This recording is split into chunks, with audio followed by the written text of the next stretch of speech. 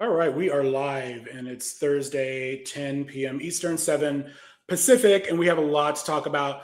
I don't know, has anyone seen any of the World Cup matches? Like the Mexico was today. I know a lot of people in my No, office were watching it. I didn't see it, but I heard my people kids saw it. reacting. It's school. Okay. They showed it to my children. I didn't get to see it yet. I'm really upset. They got to watch it and I didn't. I took my daughter for a doctor's appointment. She's like, "Mom, we were watching World Cup." And I'm like, "Oh my God, I'm so sorry."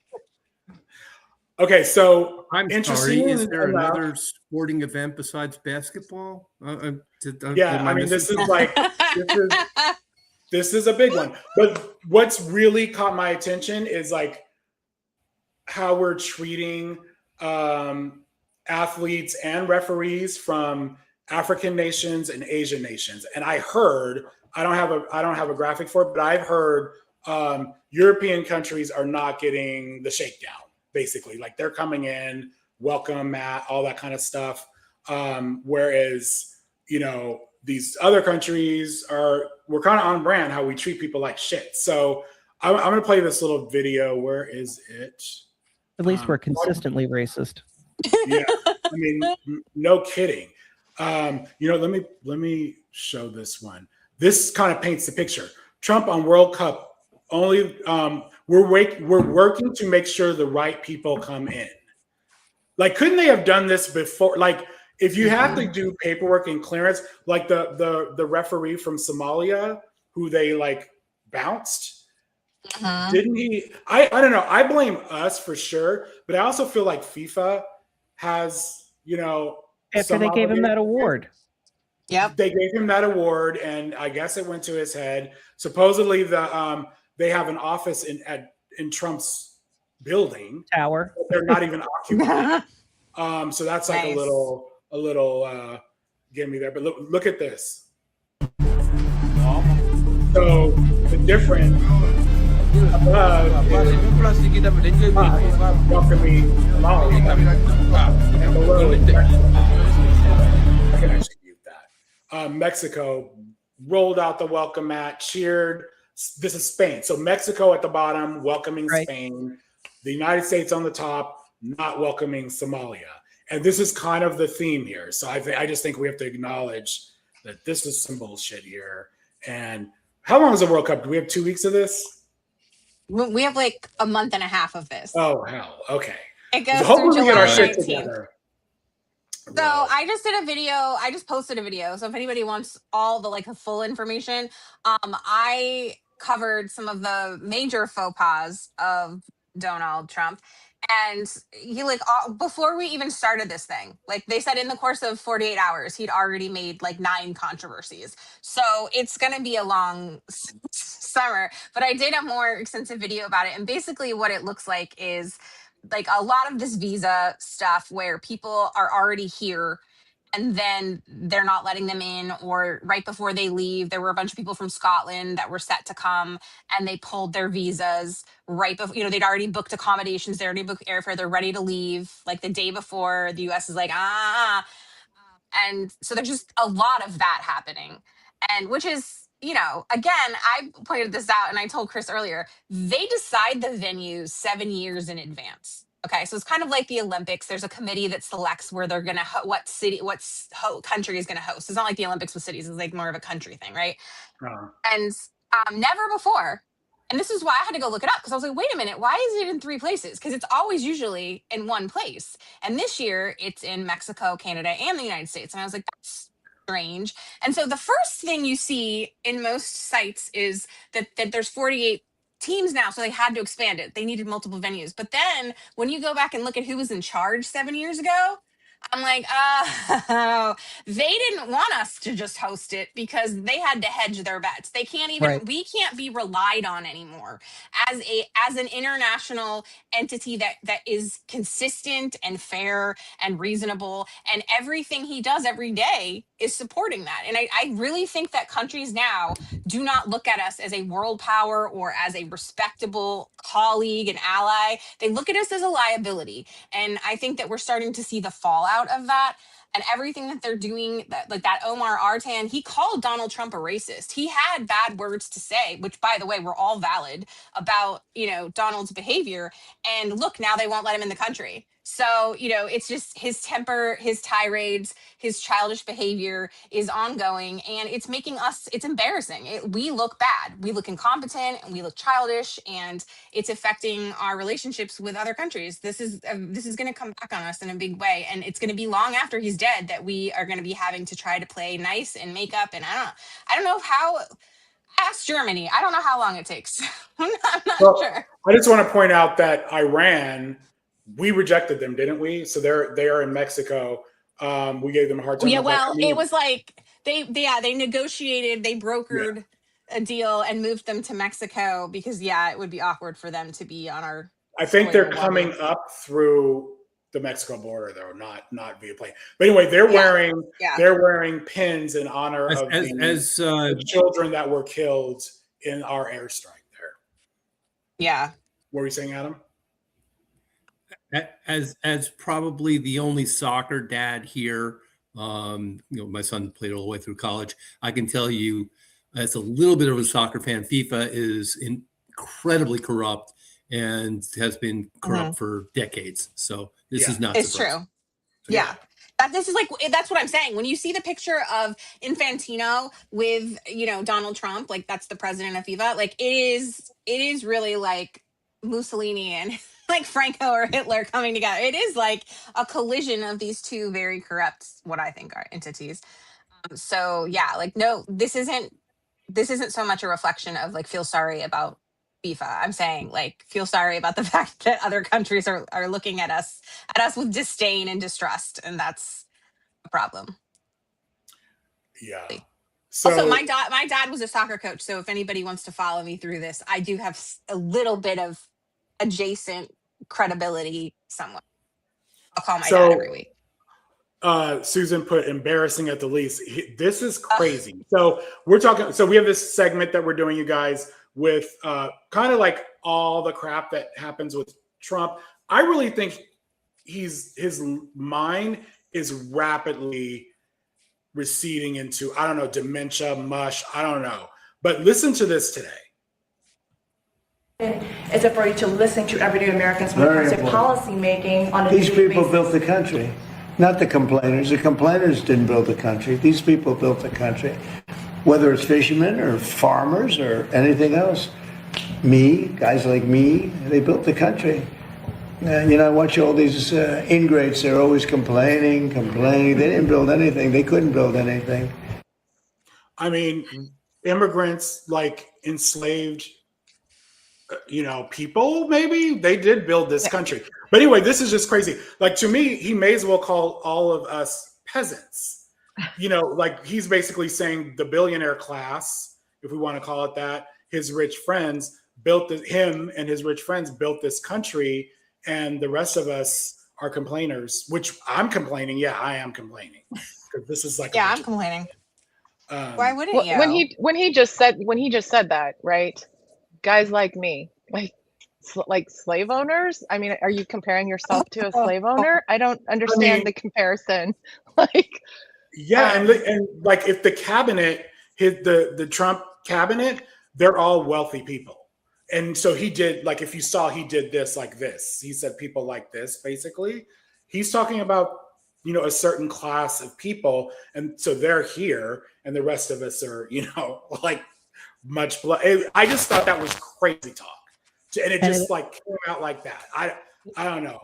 And we all heard yesterday where he talked about inflation, how he would, in fact, we can link that to the war. So we went back to bombing Iran again last night. So here, listen to this clip. A new wave of strikes against Iran. U.S. Central Command announced on X that at 5:15 Eastern time, they launched strikes on multiple targets in Iran at the commander-in-chief's direction. Now, this is the second time in as many days that Trump has ordered strikes on Iran during what is supposed to be a ceasefire. And Iranian state media is now saying that they will target any ship that attempts to pass through the Strait of Hormuz.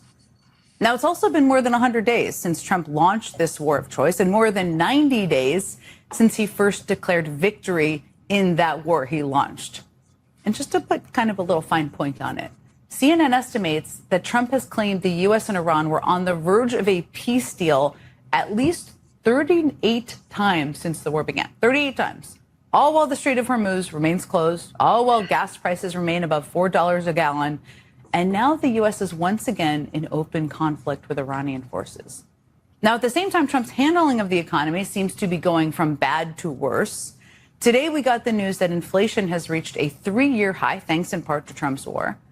The president was asked about the rising prices Americans are facing, and it turns out, well, he's not worried about it. Are you concerned, Mr. President, about the latest inflation number which came out this morning? Could that be a No, headwind I love it. for The numbers were Republicans to great. try and hold You know what I really love? Senate? I love the inflation.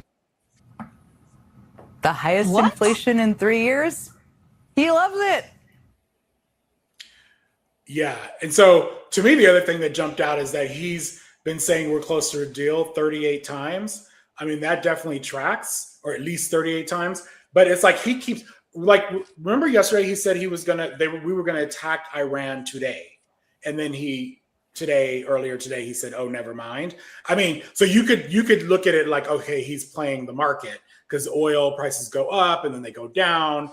You know, what are they buying? You know, like, so and the strait is completely closed now, whereas before, like, that's Iran saying that, like, the strait is completely closed, and it's been off and on as well. But they were letting certain vessels from certain countries go, and I guess they were paying, you know, a fee here and there, but crazy work.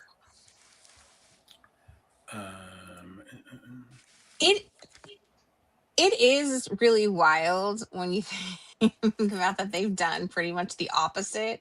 I mean, they told not the opposite, because they wrote it all down in Project 425. They're doing that, but I mean the opposite of the rhetoric that they're trying to convince people of, right? Like what they stood up and said, or what they're spreading on the internet, or like whatever that they are, and they've just literally done the opposite. And when you really step back and look at it, it's pretty magnificent in that way. I mean, like, it's awful, but I've never seen people as consistent in their villainy and awfulness as this administration. I mean, during the election, they said, like, Kamala Harris is going to get us into a war with Iran and start World War III. And then look at what they're doing. Yeah. It's I mean, insane.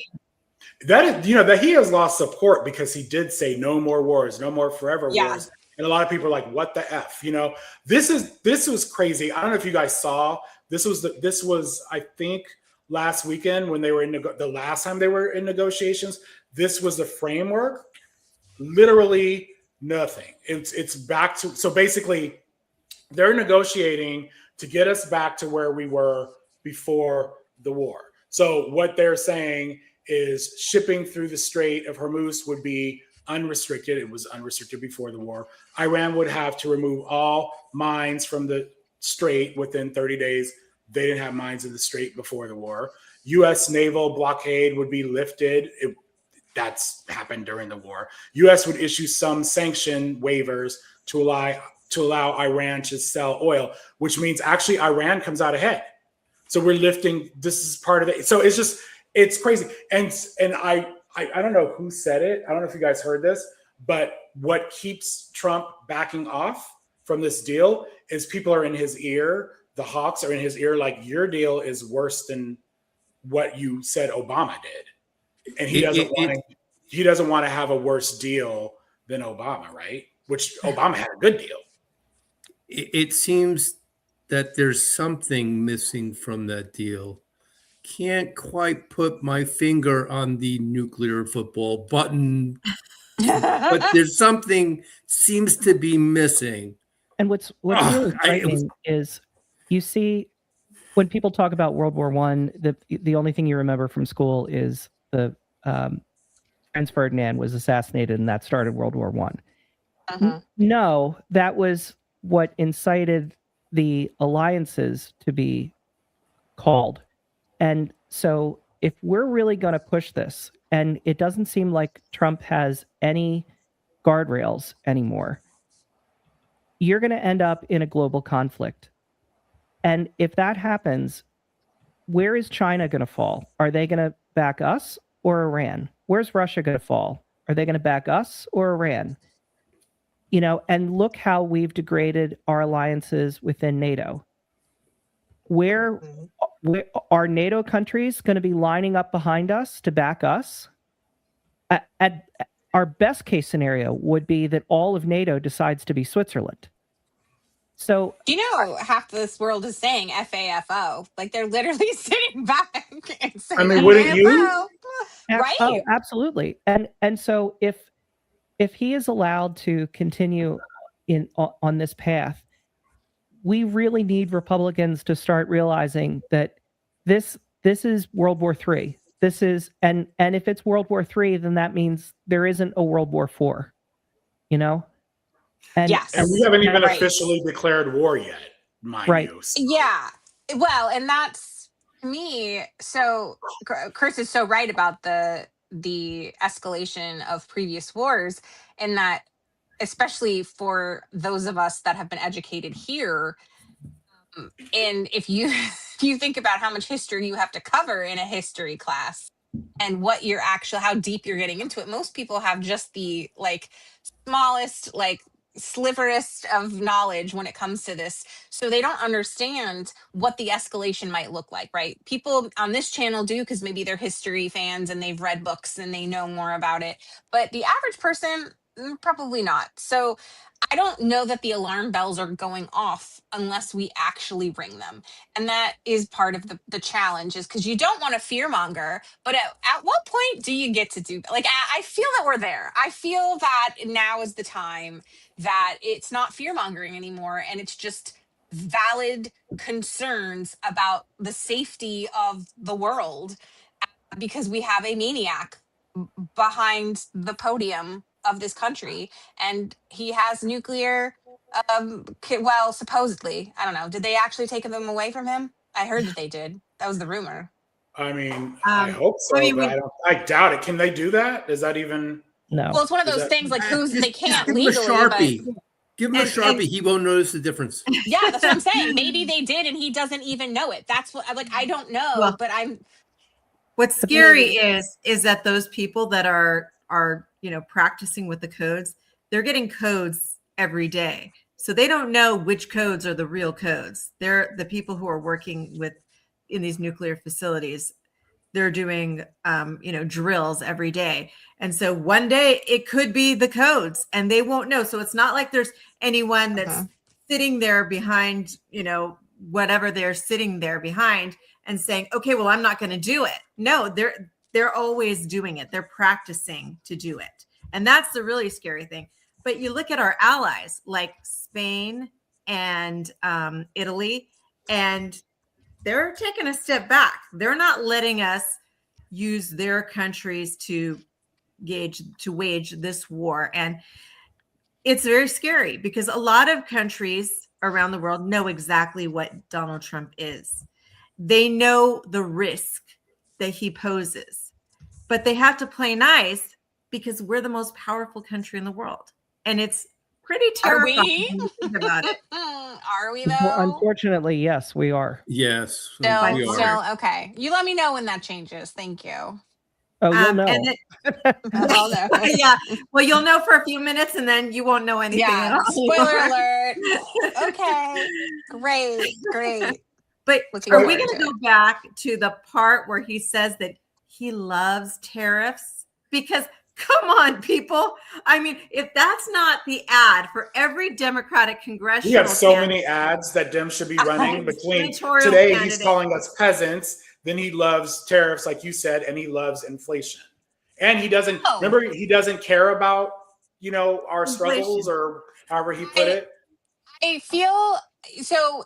This is, you could go so many directions with this, because you could definitely go the route that this man does not know what he's saying, that cognitively he cannot keep up. And so oftentimes he'll say things as a slip of the tongue, or like maybe he actively means it, or maybe he meant something else, or maybe he says this because it's the only word that he could come up with that could come to mind, because right now cognitively he has had a significant decline. There's so many questions, and though that's exactly the kind of opposition ads you you would see, like, put like a hazy background with like a deep voice that's like, do you know what your president's thinking? Because he doesn't. Like, there's like so many, you could absolutely be running this and making people question, like, wait a minute, like, does he know what's going on?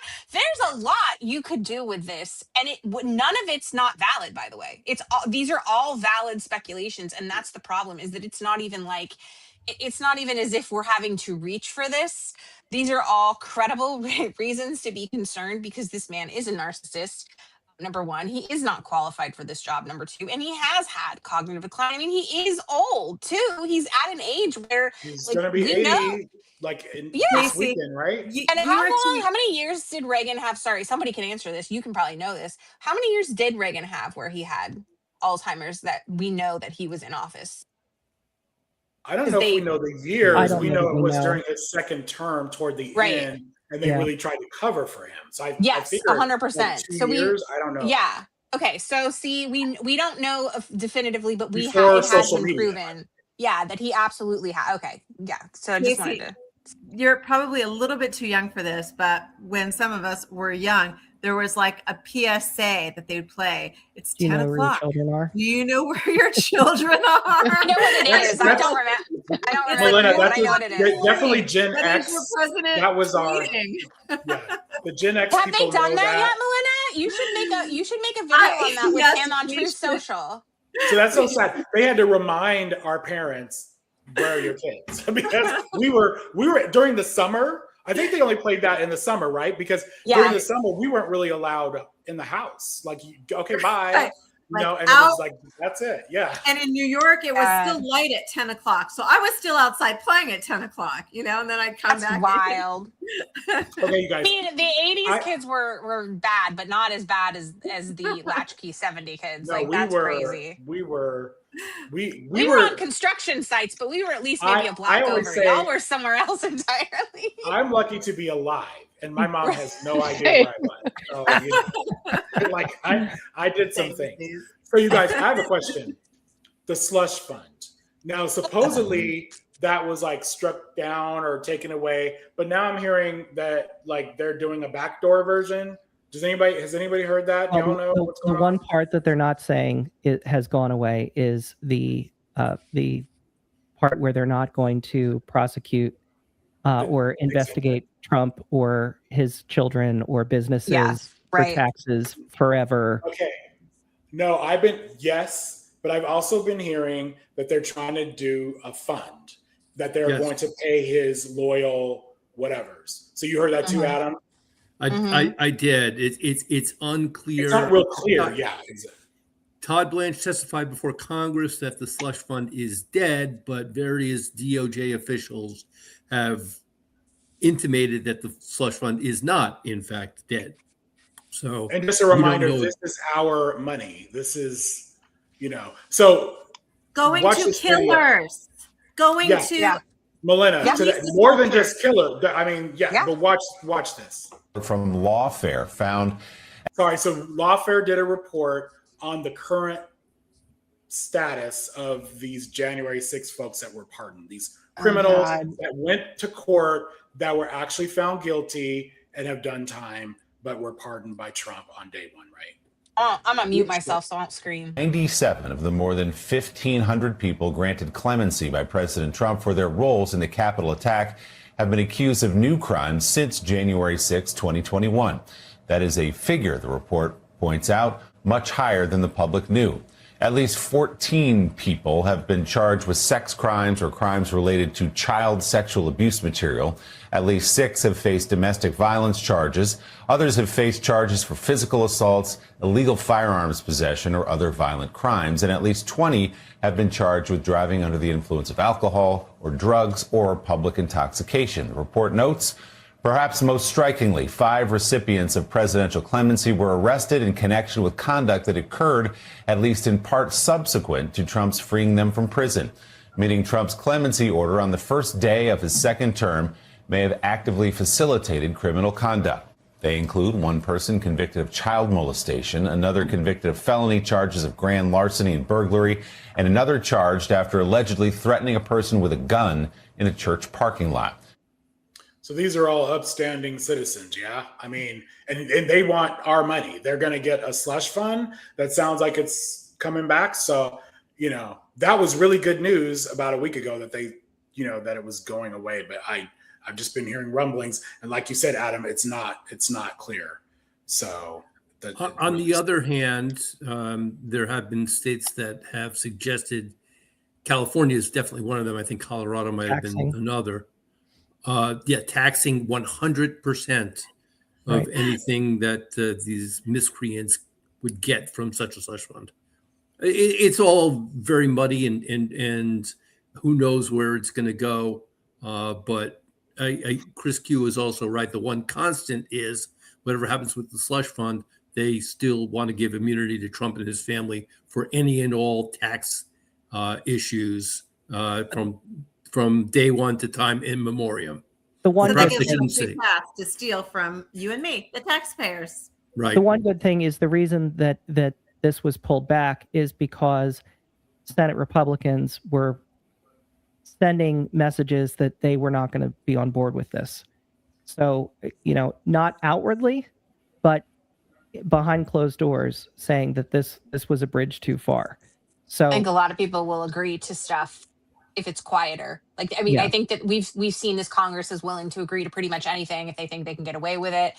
So if you can just dial it down so that they can win their reelection, they're fine. If they can still get fundraising monies, they're cool with it. They'll do it as long as you don't advertise it. Yeah, but he may not have the support in the Senate anymore. I agree Remember, he with that. trashed Cassidy, he trashed Cornyn, and Tillis that is can't on his way be- out anyway. That can't be doing good things for the people that are still there that are watching that happen, because even though Cassidy will be gone, right, this leaves a sour taste in your mouth. But then again, there's a lot of delusion in the Republican Party, and a lot of them think, oh, it wouldn't happen to me, right? Like, there's a lot, I'm special. So he might do that to Cassidy, but he wouldn't do that to me. I don't know. There are rumblings that people are mad about that, and they have friends, so you know, they're seeing their friend getting, you know, the shaft, and they get mad about that. But I mean, it's what's really scary is that the media has completely dropped the ball on this. I mean, he has complete clemency for time in memoriam to do whatever he wants with his taxes, to cheat the system forever.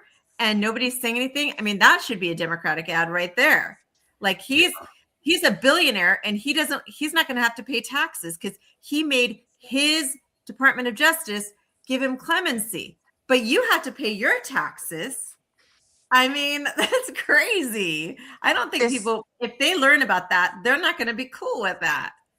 I have talked to people about that, and the only thing I think is that people just at this point know they either support him and know who he is, or they don't support him and they know who he is. And so everybody's just sort of like, well, that's that. You know, the people that I've talked to are like, yeah, that's horrible, but they expected it. Like, the East Wing was shocking because that was like a formidable, that was something that people thought was sacred, they wouldn't trust. They know he's skeezy and like awful. So this is like, oh, they're like, oh, well, I mean, yeah, that's awful. And of course, he's going to try to get away with it. And they're going to keep coming through and doing this, just like with every other bill, like the SAVE Act, like everything else. They're going to come bring it in 5 different versions until they finally get it through.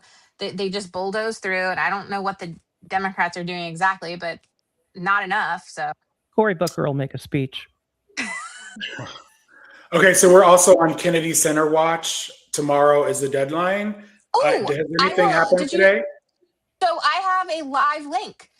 There is a link, and it is like the Hands Off the Arts or whatever. I have, hold on. Yeah, handsoffthearts.org. You can sign up, and they have a camera. They will notify you when it starts to be taken down, and you can watch the live stream of it. Okay. Oh, when they're taking it down. Okay. Yeah. So if you can't go be there, like if you're not in DC and you can't drive gratifying. out there, Okay, I would like to have that. Could you please post that? I will send it to everybody, Yes, and share I will that also link, post please. it. But Okay. yeah, it is handsoffthearts.org, and they have all the you can sign up for it. Okay. Not great. And it Watch does this little appear video that- because this kind of recaps what's happening and talks about the deadline. change. So yesterday, staff, they received emails from the Kennedy Center's lawyers saying they had to remove any references of the Trump Kennedy Center. And this morning, that big reference right here on the side of the Kennedy Center building, the Donald J. Trump and John F. Kennedy Center, that is still up there. It has not been taken down. But Thursday afternoon, News 4 cameras did capture what appears to be Trump's name covered with tape on this smaller sign outside of the Kennedy Center. Now, staff were also told to remove President Trump's name from email signatures, letterhead, signage, brochures, and website pages. Now, last week, a federal judge had ruled that the president's handpicked board lacked the authority to change the Kennedy Center's name when it was voted on in December. A day after that vote, the president's name was put on the side of the building. The directive by U.S. District Judge Cooper was issued May 29th, and the deadline to remove the President Trump's name and all references, that is next Friday. All right, so Juliana, what about the center's supposed to be closing for 2 years, is starting in July for renovations? Is that still happening? So that's unclear here because the federal judge, he did not prohibit the Kennedy Center board from doing the closure, but he did say that the board had to use proper protocols in reaching the decision. So it does still remain unclear whether they will close it here at the beginning of July. But the signage, that should come down by next Friday. So, I think so the tomorrow's closure. the deadline. It's supposed to come down. I did hear they removed his name from the website. But And that's yeah, and the account on Twitter has been changed back. okay. The closure it's is irrelevant happening. because any artist with any sense of decency, so minus Kid Rock, they're not going to play there. Great. So Great. whether it's open or closed does not matter because you're not going to have anybody that is going to be willing the to damage perform is there. done. All right. So Patrick in the comments said, let's put this up. So he's asking about the weather, if people will attend the UFC event despite threats of thunderstorms. That's a good question because I think if there are lightning storms, they cannot do this. Like, I mean, every sporting event I've ever been to or seen, when there's lightning within a certain radius, they shut it down. Shut it down. Yeah. They don't necessarily Yeah. end it, but you have to leave. And then And they'll it's pretty tell you when- substantial. It's not like within just a mile or something. It's like a I think little it's bit 3 farther than miles, that. 3 Yeah. miles, something like that. Yeah. Mhm. And it's you have to, they shut it down. Now these folks are so irresponsible and incompetent. I don't know. Like they all may get struck by lightning. Good luck to them. I don't know. I have questions. Like, is this really, they're supposed to be giving out free tickets? We heard that military, if you meet the weight and height criteria, you can come for free, which is kind of ironic with Trump, his weight and height and whatnot. But well, he's tall, but he's not. It's also a relatively small crowd. I think they said 4,000 that could possibly be there. So I mean, you're not talking about filling a normal stadium worth What's of up people. with all the corruption around this? Like they're trying to sell, like they're advertising right by the Lincoln Memorial. They've got like seats that are astronomically priced. These are our federal lands that our taxpayer dollars pay for, and they're going to be making major money off of this. There's a lawsuit about that. And I think that the decision is expected to come out soon. Has anybody heard about that? I heard it's still up in the air. I doubt it will be successful. I don't know. What do you think, Adam? You're the expert. Yeah, I did see part of a segment on, I think it was MSNBC about this. I mean, it's a last ditch, effort aimed at specifically the corruption, because Trump apparently has a stake in the companies that are putting this advertising together. But I mean, at this juncture, my guess is that no judge is going to force them to take it down and stop doing this. I mean, it came out that he invested in the UFC just, I guess, prior to this whole announcement. So It's Yeah. super shady. I Super just shady. it's What I have a question though, like, Incredible. what do you, if they do rule that it is a no-go, right? I personally think he'll do it anyway. Yeah. That's I I don't think it's I gonna think you're matter. probably right. agree. I mean, it's set up. They're coming, and Mhm. I mean, it's still in question. Like, supposedly UFC paid for all of this, or they were supposed to. But like, does that include restoring it to the way it was? I doubt Does it. that include the security? Does that include Yeah, all I doubt all of the other expenses? We're paying So- millions of dollars for this. Come on, we all know this. Yeah. Speaking It's of so millions, upsetting. I don't know what this means. People are paying over $1 million. So this is, let me slow this down. So this is to my point. They're going to cover all costs associated with it. I guess it's $12 million. Like, where are these millions? How come we have so many millions of dollars for all of these Trump things? And We don't. That's the point. They don't have them. They're making up numbers. I think they really are just making up numbers at this point. I know the UFC people said they were going to pay for it, but again, like, it's kind of like, you know, I'm also not sure. I'm pretty sure after yeah. this, we're just going to have I like, don't- cars on blocks outside the White House. I agree. I don't want to I didn't do tangent this into Sorry, another I was story, but the pool, the reflecting pool, is covered in algae. Okay, Already. so Oh, we got that. Hold Ready? on. Speak So of the devil. wait, before we do It's the so algae, hot. while you pull that up, let me tell Yeah. everybody that I drove through DC today, and I'll post this tomorrow. I forgot to do it. I was doing a lot of other stuff, but I took some video and I was going to put it together so everybody could kind of see.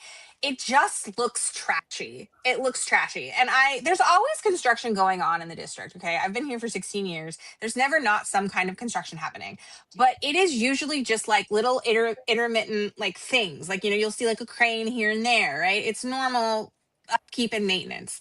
It's everywhere. Like, you see the tidal like basin, like the whole skyline is just littered with like tents and construction, and it's ugly. It's just, and then I drove through it. So I like drove by it, and then I drove through into the city today, and what a cluster. Like, it is just a nightmare. And then of course, because this is a busy time of year anyway, notwithstanding the 250th anniversary / his birthday party, notwithstanding all of that, there's graduations. So schools come and have their graduations. You've got tourists that are coming in anyway to come see it. It's one of the busiest times. Pretty much from the I would say cherry blossoms on, like through July 4th is in the summer, is one of the busiest times. And it is trashy. Like, it looks like if somebody described a city that had not been taken care of and that people didn't care about, that's what this would be. It's sad. what Like a really makes Third world breaks my country heart. city. Yes, is that, Yeah. I mean, I don't know about you guys, but I had kids who went on field trips during the summer, right? That was like the thing.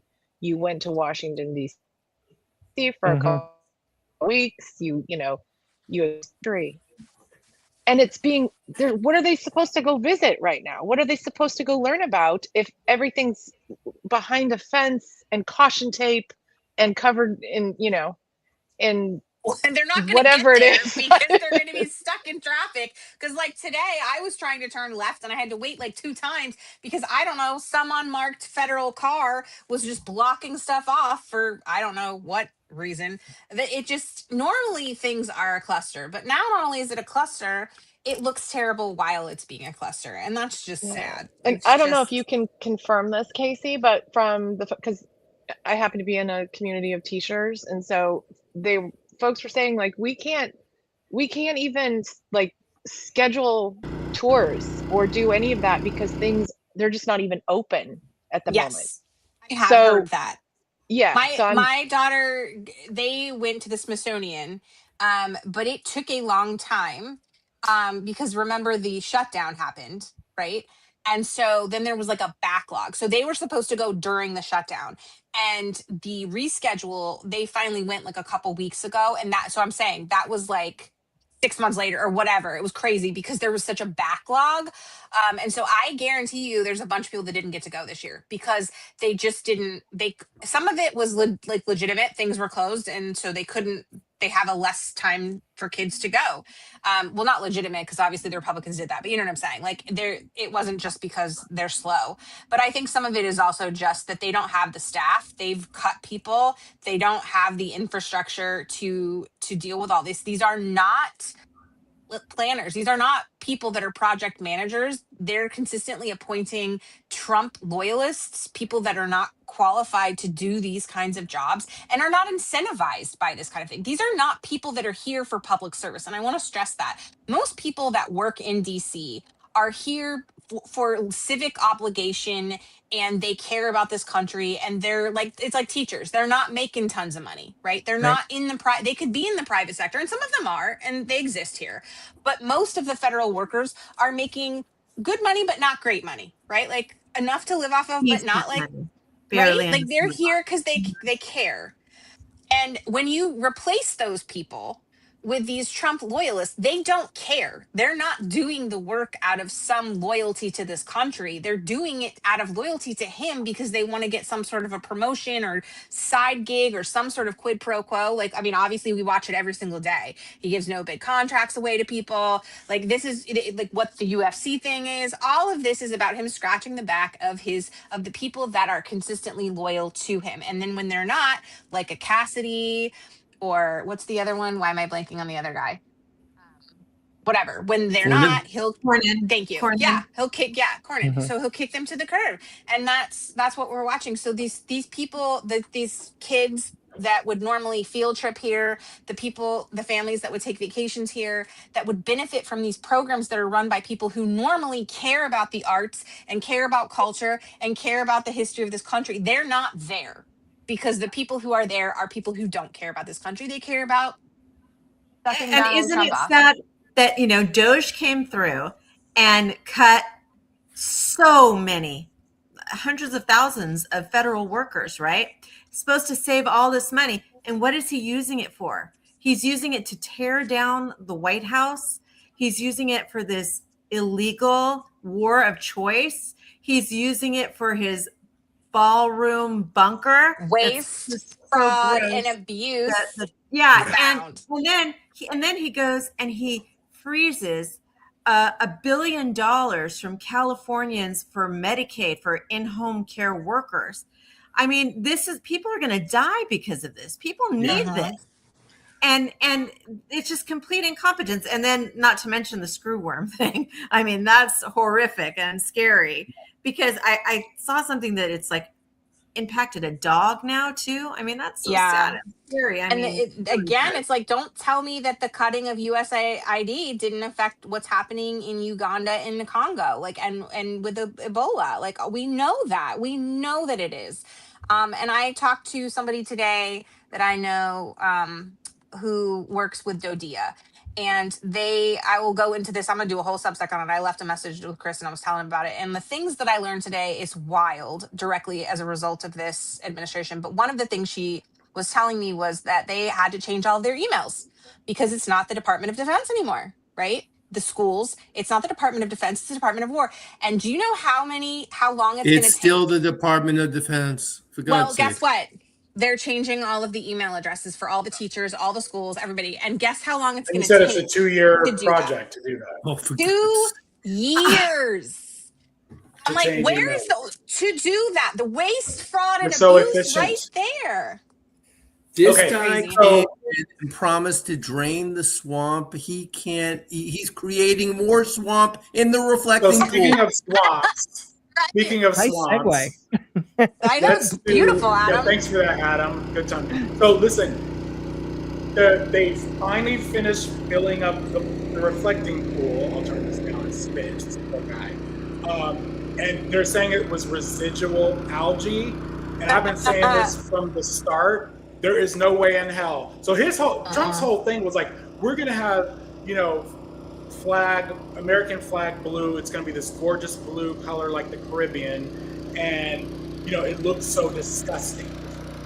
It's going to look exactly the same. Like what happened to the blue? like, not that I wanted the blue, but it's gray. It's dark gray, and it is reflecting. So at least that part stayed. But this may have been residual or part of this residual. I had some people in my replies say that's pollen floating on the water. It's not algae. Whatever. CNN says it's algae. The thing is, give this time. It is not much in the hot summer. There's no way in hell there's not going to be algae on this thing without filtration and chemical balance. It's just not a thing. And so we can Not even summer. Wait till spring. I mean, it's like 94 degrees with like terrible humidity there, like in the springtime in DC. It's like unbearably hot. Well, it'll be summer in 2 weeks or yeah. I think people Anyway. think this is like a swimming pool. It's not. They changed it over from, and I forget what year they did this, from municipal water where it was drinking water to water from the Potomac. So you're not talking about balancing chemicals like it's your swimming pool. That's Right. it's never going to be like that. It's not meant to be a clear. It's just not the thing. The whole point was to reflect the monument, right? Or and Which it did. He was trying to eliminate that, I guess, and have it look like a resort. I don't know. All right, so let's get on to some And fun. to your point, I just want to Chris, say, just with the I reflecting have a time- neighbor. Go ahead. Go ahead, Michelle. I have a neighbor who has a man-made pond for his cattle that looks better than that. Okay, I just need to say that it. But is it flag That blue? doesn't look good. Yeah. Mm-mm. I mean, it is what it is. I mean, It's going to cost. It's the part that he's going to be long gone and dead, and we're going to be paying for it. And then people somehow are going to forget and think it's the Democrats' fault. Like, I don't know how, but this is what always ends up happening is that when we go in to fix it, it's like with every other economy, we come and fix it, and somehow we're the bad people, and they think that the Republicans are great. No one should ever forget that this man did this. All right, so Trump went to the Knicks game.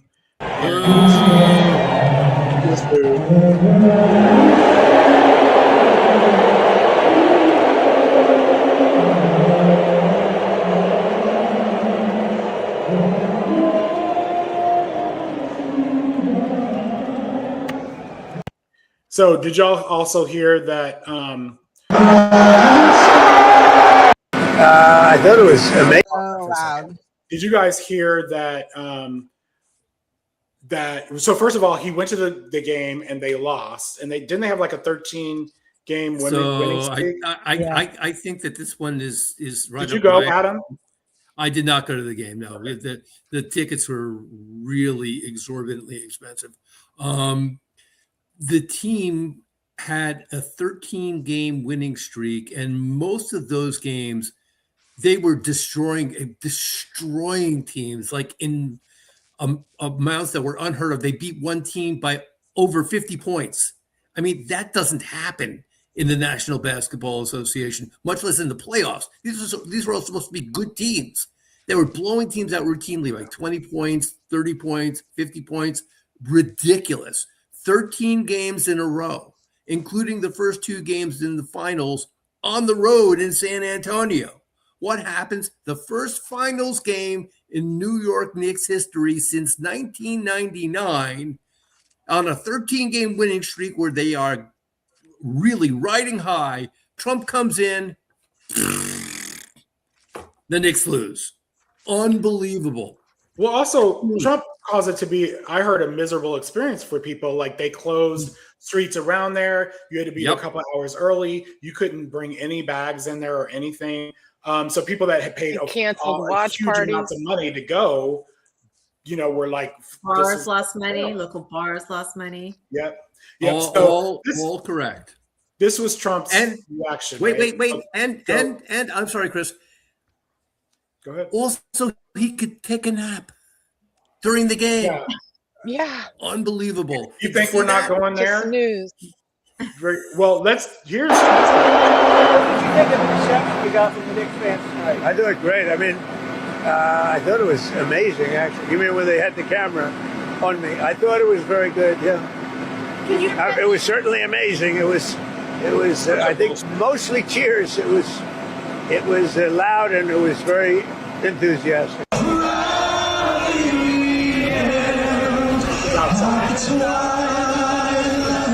So they show him on the.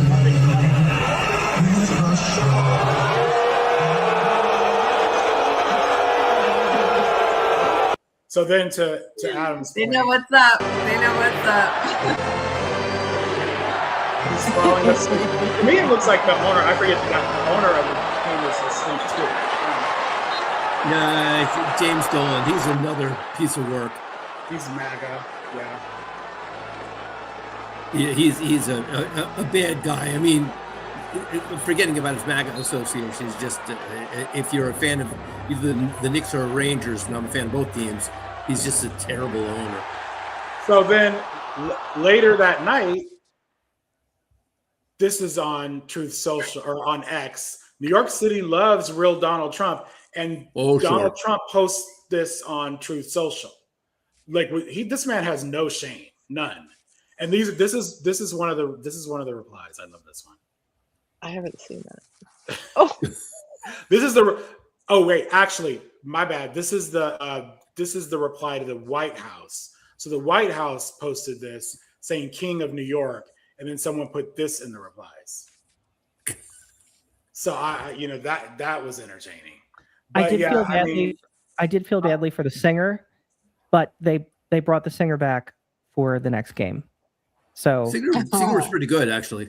Singer was great, and the singer got an opportunity to sing the national anthem without having it booed. Poor thing. Yeah. But do you see how willing they are to stand in front of the camera and just straight up lie, like without pause, without thought, without ceasing, and he like, doesn't get called out on it. And that's the problem. And that is, I feel as though this is where the Democrats really need to take some inspiration. They need to take some inspiration from this because you got to push it. Stop waiting. Just stop. Just say whatever's on your mind, because obviously this guy does, and he tries to paint it as reality, and clearly it works. And honestly, I think a lot of people on our side would be okay with that at this point. If it was pushing back against Trump, I think people would probably be like, "Oh, that's fine. That's fine." It feels Whatever like a gets this man lifetime out of ago, office. but the very first act of his first term was to lie about the size of the crowd at his That's inauguration. right. The very That's right. first thing he did as president. You're right. That's crazy. That feels like Remember how 30 shocked years you ago. were? I was so like, what the hell? That we all Sean were Spicer, losing our minds right? over that. And this has happened every time he goes places, he's booed. And I mean, because I have video of a couple years ago of it happening, and it was the same every time he's done a public appearance. This happens, and then he's like, everybody was cheering for me. And this is why I made a whole video on. I was like, we can't say boo anymore. We need a different word, because he's claiming that it means something different, and we need something that is definitively very clearly fuck off, as opposed to some other word that he could manipulate, something that you can't argue with. And I don't know what that is. Silently doing this. I don't know. Do you have the clip of all the people gathered around Trump Tower saying, New York hates you? Because that was fantastic. I saw that. I was like, oh, you can't really confuse that one. So I don't think he's lying, though. I think he's just delusional. Yeah, I think that he actually believes that these people love him. Yeah, I think it's a mix. I think he knows to spread it on thick, and his whole thing is if you say a lie often enough with enough gravitas or whatever, people buy it. And he's so used to MAGA being like, oh, they loved it. And I remember what I was going to say. Fox News was caught. They actually had a voiceover, whatever. What do you call it? They had cheers. So they didn't. If you're watching Fox News, you didn't hear the boos. You heard cheers, and they did that in another one of the football games. So it's like these people aren't in reality here. And that's true. I'm sure that they hype that up too. I think you're right. I'm sure that his handlers go back to him and tell him what he wants to hear, because they also have something to gain from this, and so they are working hard to keep him in the state of delusion. It's probably a combination of all of that. Yeah. So I saw a lot of people posting the boos. Like it was like all over, which was awesome. Like, and I was about to post it too. And I thought, okay, well, we're covered on the boos. So I thought, let's look back to another president who, you know, people are happy to see. More of the booze and more of the snooze.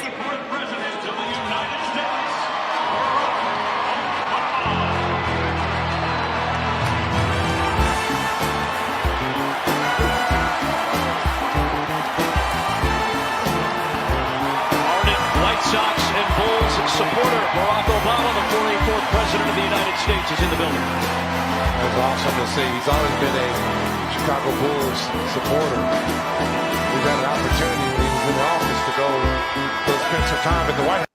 So that was so much. That was a good time. I know. Anyone else feel like doing the wave right now? Because I do. Like, You know what? We were talking about this at our house. I was like, wait, I don't think any other sitting president, have they gone to any playoff games or anything? Like, they go after the fact. But we were trying to think of if there was anybody in modern history that was going to all these events while they were actually still in office. No, and to be fair, this is the All-Star game. Obama was no longer president. But that's what I'm saying. That's what I'm saying. He goes after the fact and gets cheered. And Like, he's these a are people, huge basketball fan. Right. Well, But I Trump think even if doesn't it even was like like basketball. Trump is not a basketball fan.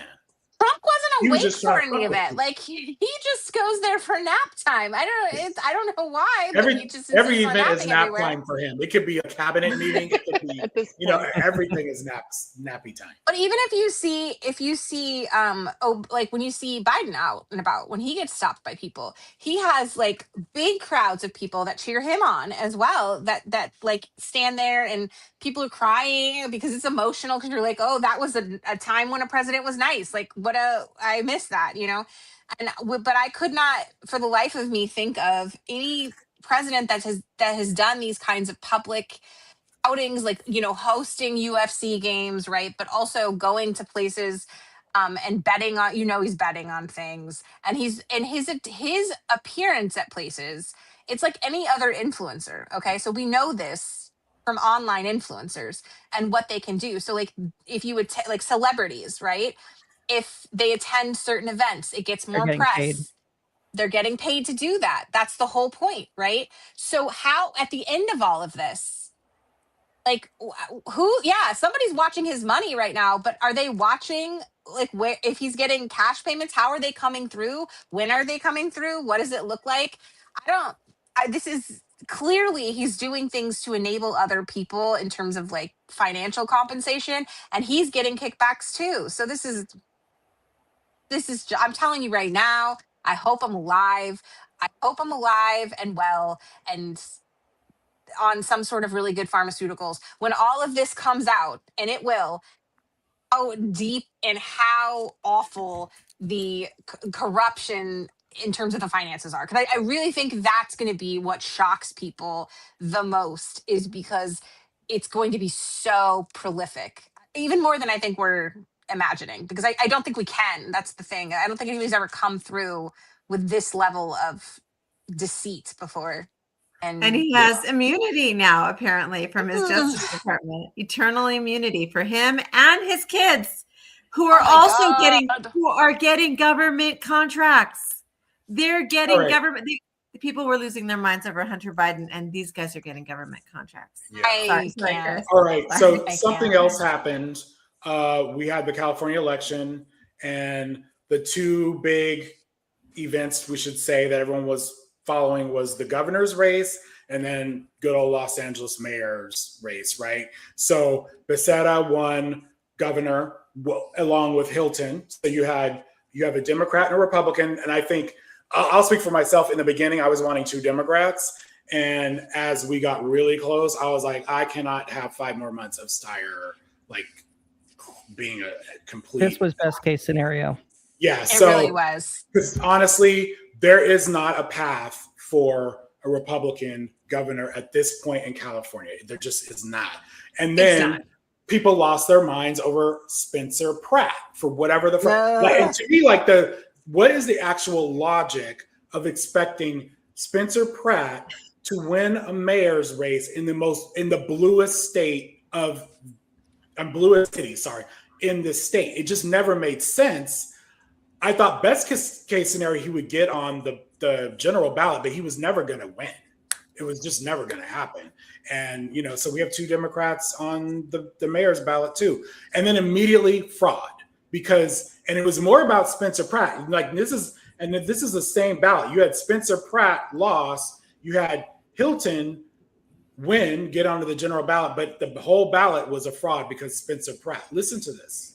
It was totally rigged. It was a rigged election, just like they're rigging the election right now, it looks like in California. Can you imagine? It's 4 days, and they still aren't even close to telling you who won. You know why? Because they're rigging the election. That's why. Okay, folks, to be very clear, there is no evidence of mass voter fraud in California. Mail-in voting is popular there, as we've been telling you, and it does take a while to process ballots. This is all very, very normal. But you know what? The president knows that. And even so, today, Trump's Justice Department pulled a stunt. They showed up to a ballot processing center in Los Angeles. The New York Post published video of an assistant U.S. attorney touring the center. California's Attorney General posted that members of his team were also on the ground during the visit to ensure state election laws were followed. And despite zero evidence of fraud, a Trump-allied top federal prosecutor announced fraud investigations are now underway in California. Trump is not just reviving his big lie, folks. He is taking it a step further, and he's using the levers of government to sow doubt in the process. Don't take my word for it. Look no further than Trump's pick to oversee the nation's spy agencies. Donald Trump tapped Bill Pulte to serve as acting director of national intelligence.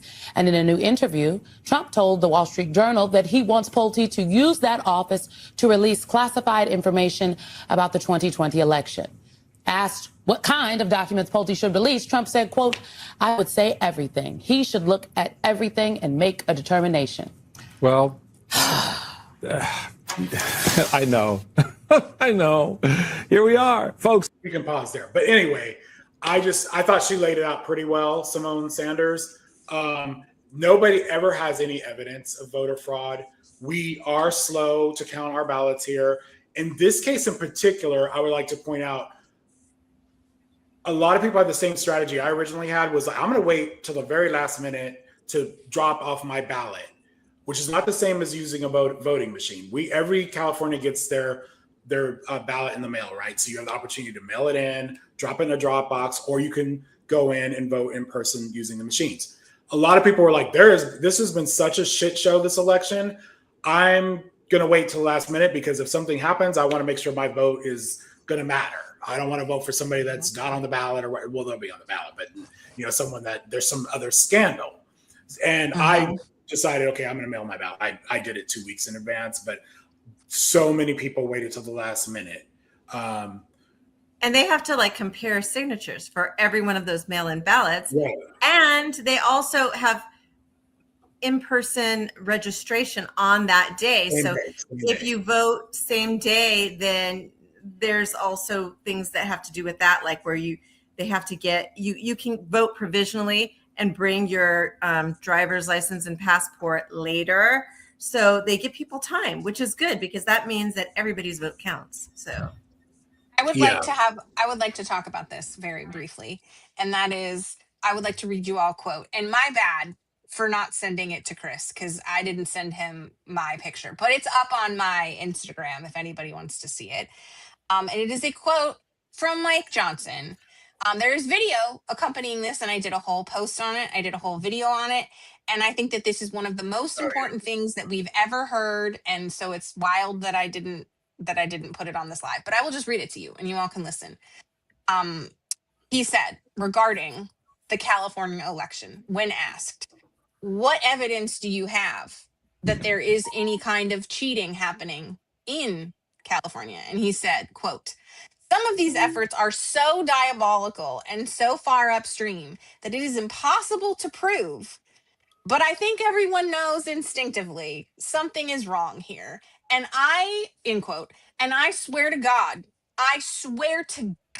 they absolutely know that they did something foolish and a lot of fuckery happened in 2024 and we can't prove it and they know it. And so they turned around and they said the exact same thing back to us. and to fuel speculation Always that there projection, was right? cheating where there actually isn't, because they're winking and nodding at it. Like, they're actively playing with us.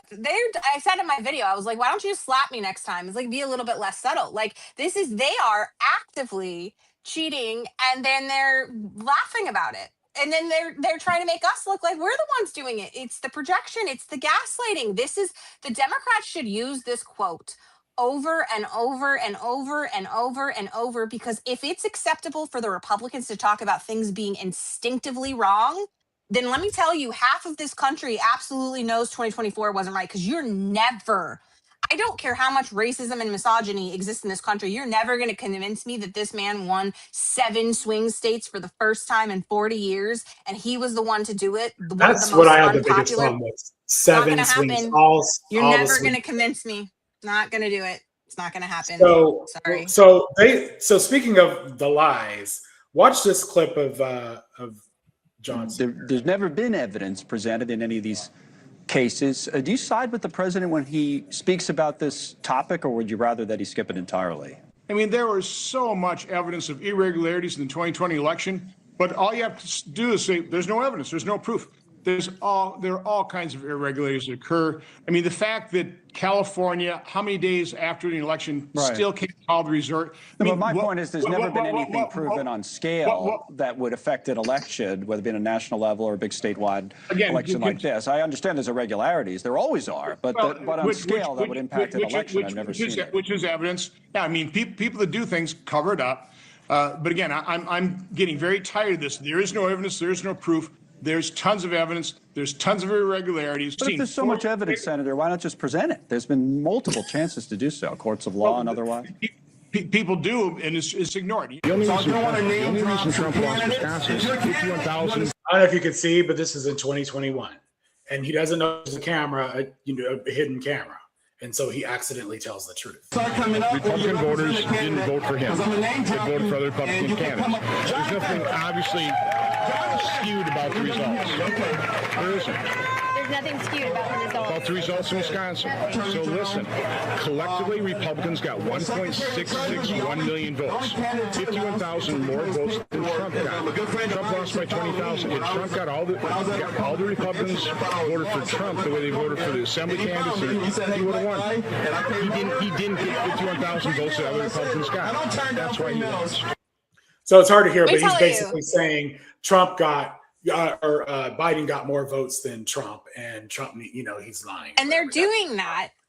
They're doing that because that fuels their fundraising, and that fuels their efforts to come back. So if they characterize it as, we just didn't do a good enough job, we have to support Trump more. I mean, that's how they wrote Project 2025, right? Was Trump didn't have the support to get things done. Trump didn't have the, the money or the what. And so it becomes like yes, they won. And that means that you need to give even more. And that means that you really need to share this messaging. And that means that there's an insistency because these Democrats are going to take over your way of life, and they're going to put Satanism in schools, and and then they start with their fear mongering, right? Like that's what this functions as. And then once they get him in office, they can flip that script again and go back to oh, there was really fraud, and there was really, now it's just serving their base. However they can serve their base to get them back into power, they're manipulating the truth for that reason. And they'll just go back and tell you, he'll say, well, he'll either say I was operating on what I knew to be true at the time, and I discovered more stuff, or he'll say, I was operating that way because we were trying to make sure that we put Republicans back in to save you and your family, and whatever lies that they can spread. It's just so predictable in why we can't find strategists to crack this code wide open so that people see it for what it really is. I guess must be the lead poisoning. I don't know. I'm not sure. Entirely. I have a question. Do you think, right now, Trump is losing support, he's hemorrhaging support. Yeah. Do you think that some of the people that are no longer supporting him will see the lies now that their prices, the grocery store prices for beef and the gasoline prices and the coffee prices are going through the roof, and they're no longer supporting Trump? Do you think that some of their eyes will be opened, or do you think that, maybe they'll vote for a Democrat, but they still won't get it? What do you think?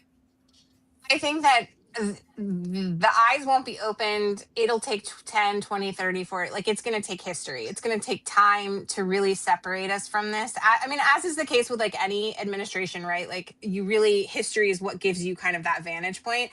So I think if they ever do, it will be because of that, and because of any education that follows, right? Like any kind of whatever we do to sort of piece back together what our country was. I think that it will be unlikely that they vote for Democrats, and more likely that they just stay home, likely, because they have been so indoctrinated.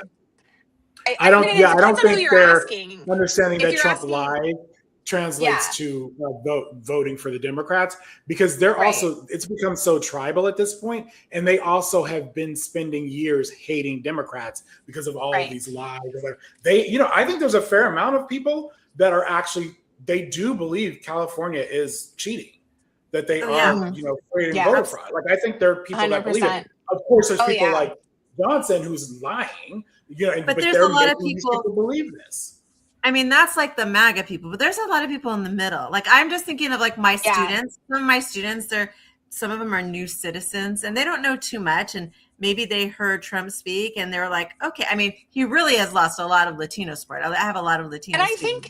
I think you're right about that, but I also wouldn't necessarily characterize all of them as like super trenched the same way. And so I would say that like they would be able to see him that way and maybe separate him even from the Republican Party. Do you know what I'm saying? Like, kind of see him as a one-off, as like, they went the direction of this and this was a bad dude. But if somebody comes in and like rebuilds the Republican Party, and like there's a realignment, that they would go back to that. Do you know what I'm saying? Like, I don't know that it's necessarily going to sour them forever on everything Republicanism, like, and conservatism. I think it depends on how the Republicans play this and if they're willing to like dump him at some point and just say, oh, our bad, and then move on. Like, I don't know. Democrats would spend a little bit of time educating people about the importance of democracy and the free press and all that kind of stuff, because it's so important, obviously. Yeah. Two things on this. First of all, it's particularly galling that Ron Johnson is spreading these lies when he was involved in the coup in 2020. Yeah. That's the first thing. The Second fact thing, that anybody is still in office, that for God's right? sakes. Don't get me started on that. I will not. We don't have enough time. The second thing is that Greg Sargent, the writer for the New Republic, just did an interesting piece on how people in states like Iowa and outlier states for Democrats have been starting to blame Trump and the Republicans writ large for the economic problems that they're facing. So this is based on significant polling data. I forget what the polling entity is, but the thesis was that it is starting to take hold. People are starting to get it. So who knows? Hopefully that's right. And the midterms will really show us. You should check out the piece by Greg. Okay. I tweeted it out. Posted it out on Blue Sky. Okay. I'll probably be for amplifying it a little bit more. Did you do that today or yesterday? Today. Oh, I wasn't online today. Okay, I got it. I'll go find it. I will. So next time I will specifically call you, Casey, and ask if you're online. No, I know. I was just saying I didn't see it, so I'll go back and find it and repost it. I just prefaced that so you would know I do care about your stuff. Like, it's not that I don't care. And to everybody on this live, my bad, because I was not active today. Most Thursdays I'm not, just so you know. If your stuff doesn't get reposted, I wasn't why? that active either. To be honest, I don't look at who reposts my stuff. I Good. just put it in, and if you guys do, great. Look at this clip from Fox News to see how they're talking about our election. Is egregious. Spencer Blatt coming in 3 after we saw all the energy. Defies logic. And the way that they have counted, it just doesn't make any sense. And you open up the door when you wait this long for speculation from people, for concern. So well, that we'll see what just happens. shows you where Californians stand. They haven't learned anything. They're still voting for the Democrat that was there when the Palisades burned, and they're voting for this progressive socialist who was a council person that was there too. Exactly. So those two on the left, they're going to be running against each other for the final mayoral race. One of them will be mayor. Looks like Karen Bass got more votes, so she's ahead. So if you just told me, Ainsley, that those three, that's the way it ends, I go, okay. But when you tell me that the votes over the last week would all go to Rahman and Bass didn't get almost any votes, I mean, come on. They can harvest there. Right. It's like, oh, let's carve the Rahman votes after 6 days. So that's what leads to it defies logic. And if I'm Rahman and I legitimately came in second, I don't want that. I don't want doubts around me. And you know, Spencer Pratt's like, how exactly did this happen? Ask Rick Caruso. He won an election day. He was winning by 5 points. Rick Caruso ends up losing by 6 points. Yeah. Where do these votes come from? They haven't fixed anything. It's hard to win if you have common sense ideas. I'm actually sad that Pratt did as well as he did, to be honest. Yeah, and that he had that much support, particularly on the west side of LA. You can see signs. I saw his van way too many freaking times, and he has no qualifications, no experience, and he's a jerk. So you should frame that. He blocked me on X, which I was happy he did. I enjoyed all the memes today of the Spurs had won the game. And then suddenly the refs allowed them to play more minutes, and all these points from the Knicks just happened.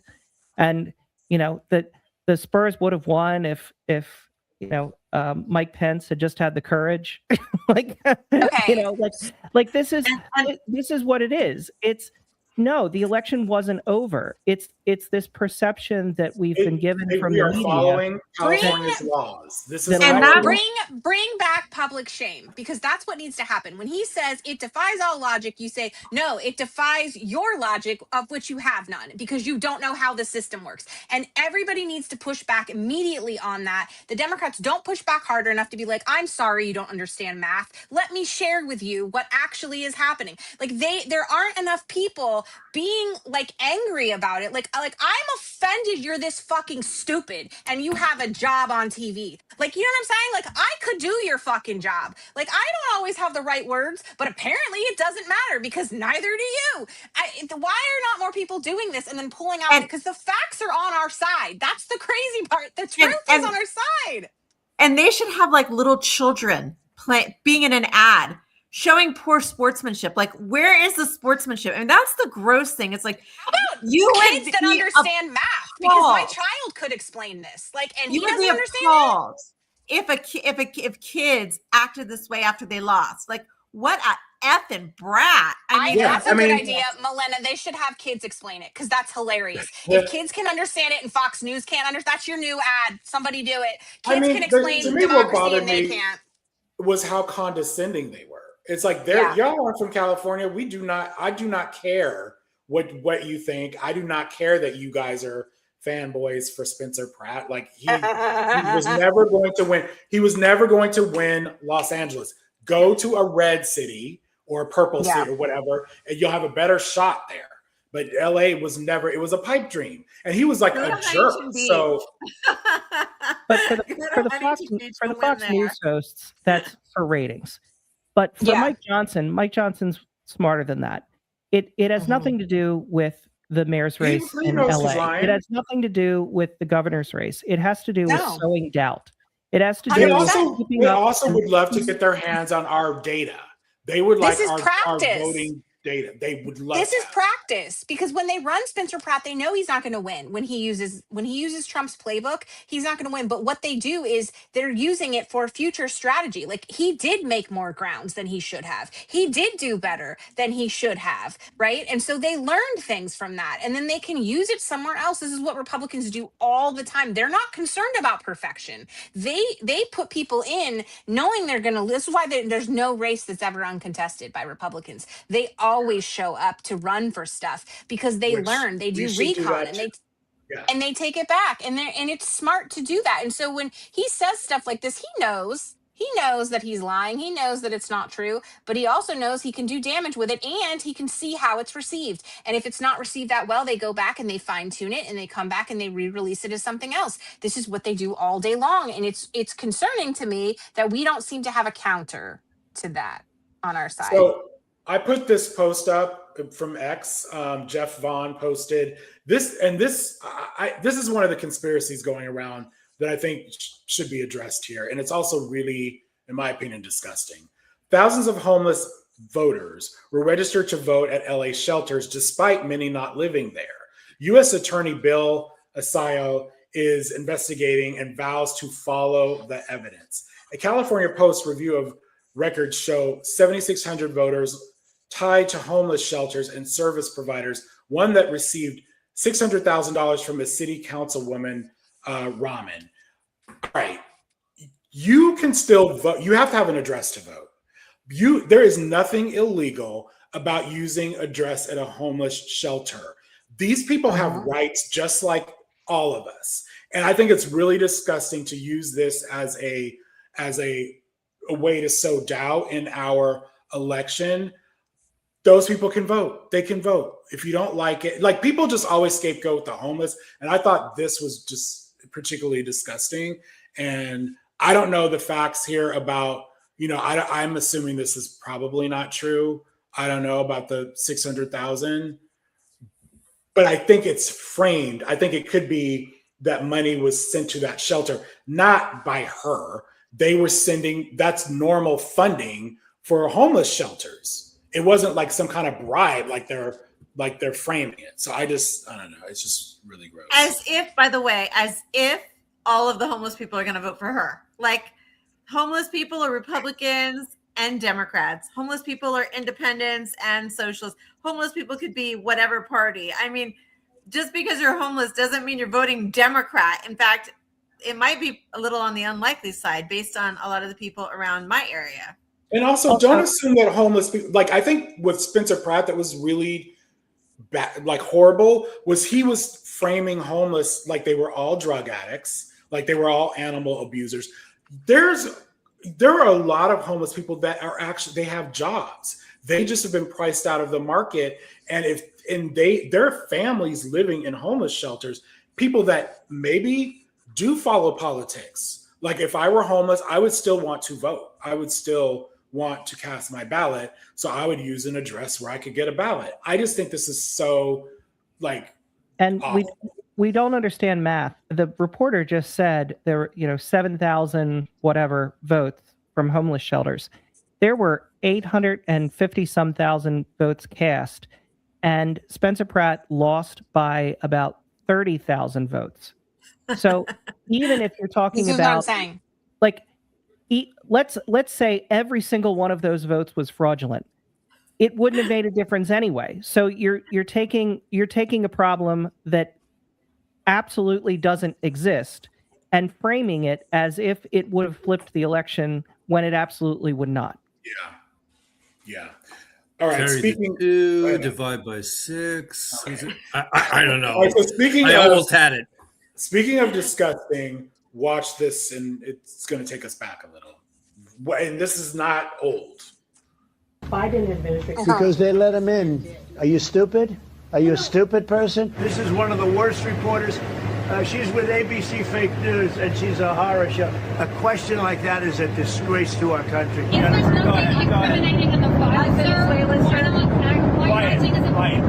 Who are you with? I'm with ABC News, sir. You're with who? ABC News, sir. Fake news. ABC All Fake News. women. One of the worst in the business. But I'll answer your question. Mr. President, why wait for Congress to release the Epstein files? Why not just do it now?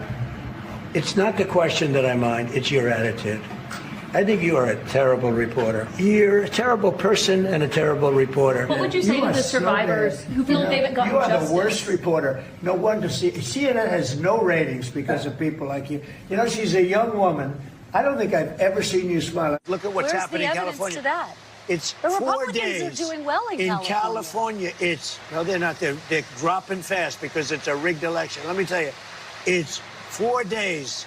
And they aren't even close to coming up with it. That's how they count the why votes they're doing in that? Because they're cheating on the election. Do you have evidence to support that? All I have to do is look.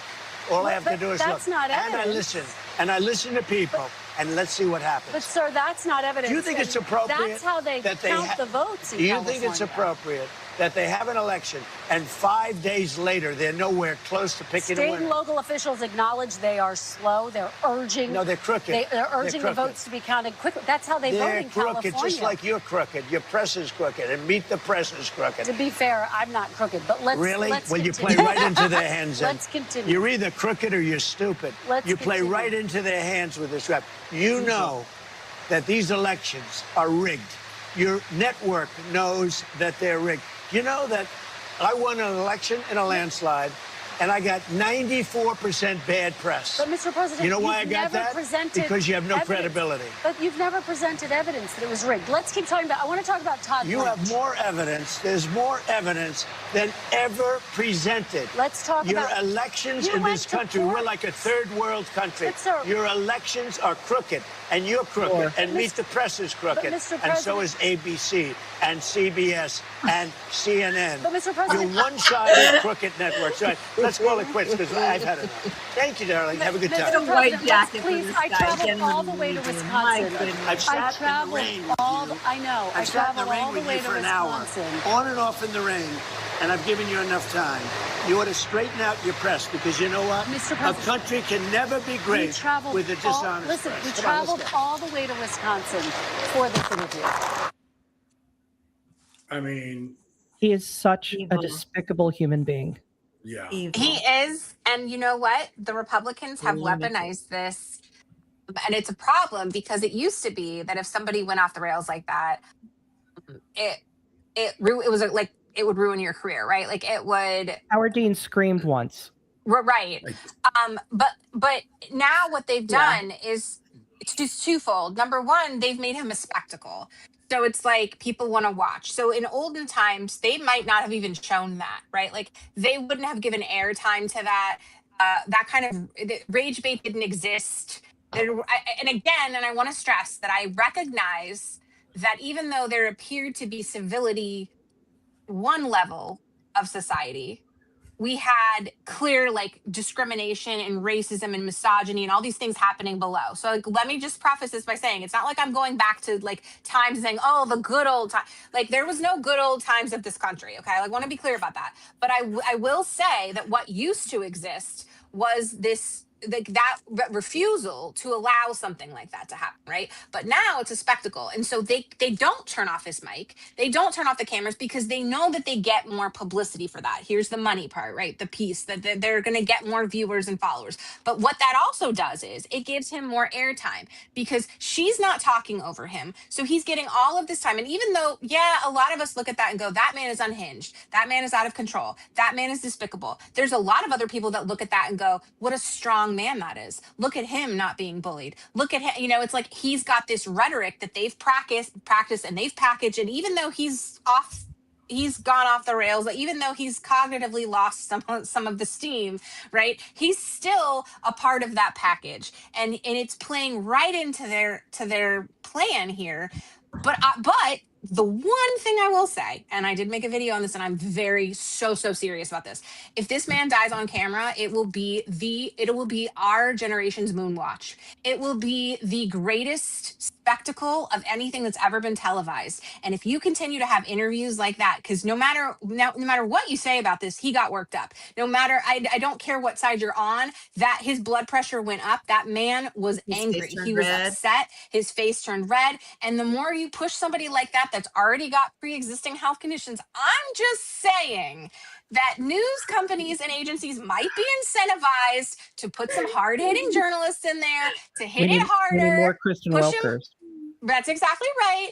Because eventually, one of these days, it's going to happen, and it'll be on camera, maybe even live for us all to see. That's the only positives I can take out of this. Sorry, I don't have anything else. No, the first thing when I saw it, the first thing I thought was, oh my God, he looks terrible. Like he looks like he's at death's door, and he looks unhinged. But I don't know. I mean, somebody sees that and says, that man's strong, with his face turning red and his face all wrinkly, and he looks, his parlor is just like horrible. I can't I can't Lead imagine. poisoning is a hell of a thing, Milena. Like it really, it just is. I don't know what to tell you. It's the same reason why barrel jeans are in style. Okay, it's like you can convince people of anything. Sorry. I gotta take this out because I gotta load another. For me personally, I don't know what to say about this, because on the one hand, when you cut him off and you don't let him speak, then that also makes the Republicans go crazy, and like they do that whole thing. That's giving them more attention. But then if you let him speak, you're giving them what they want. It's the only way to not do anything is to not invite him on shows. Like that's really like the only way is to sort of just not give him any airtime.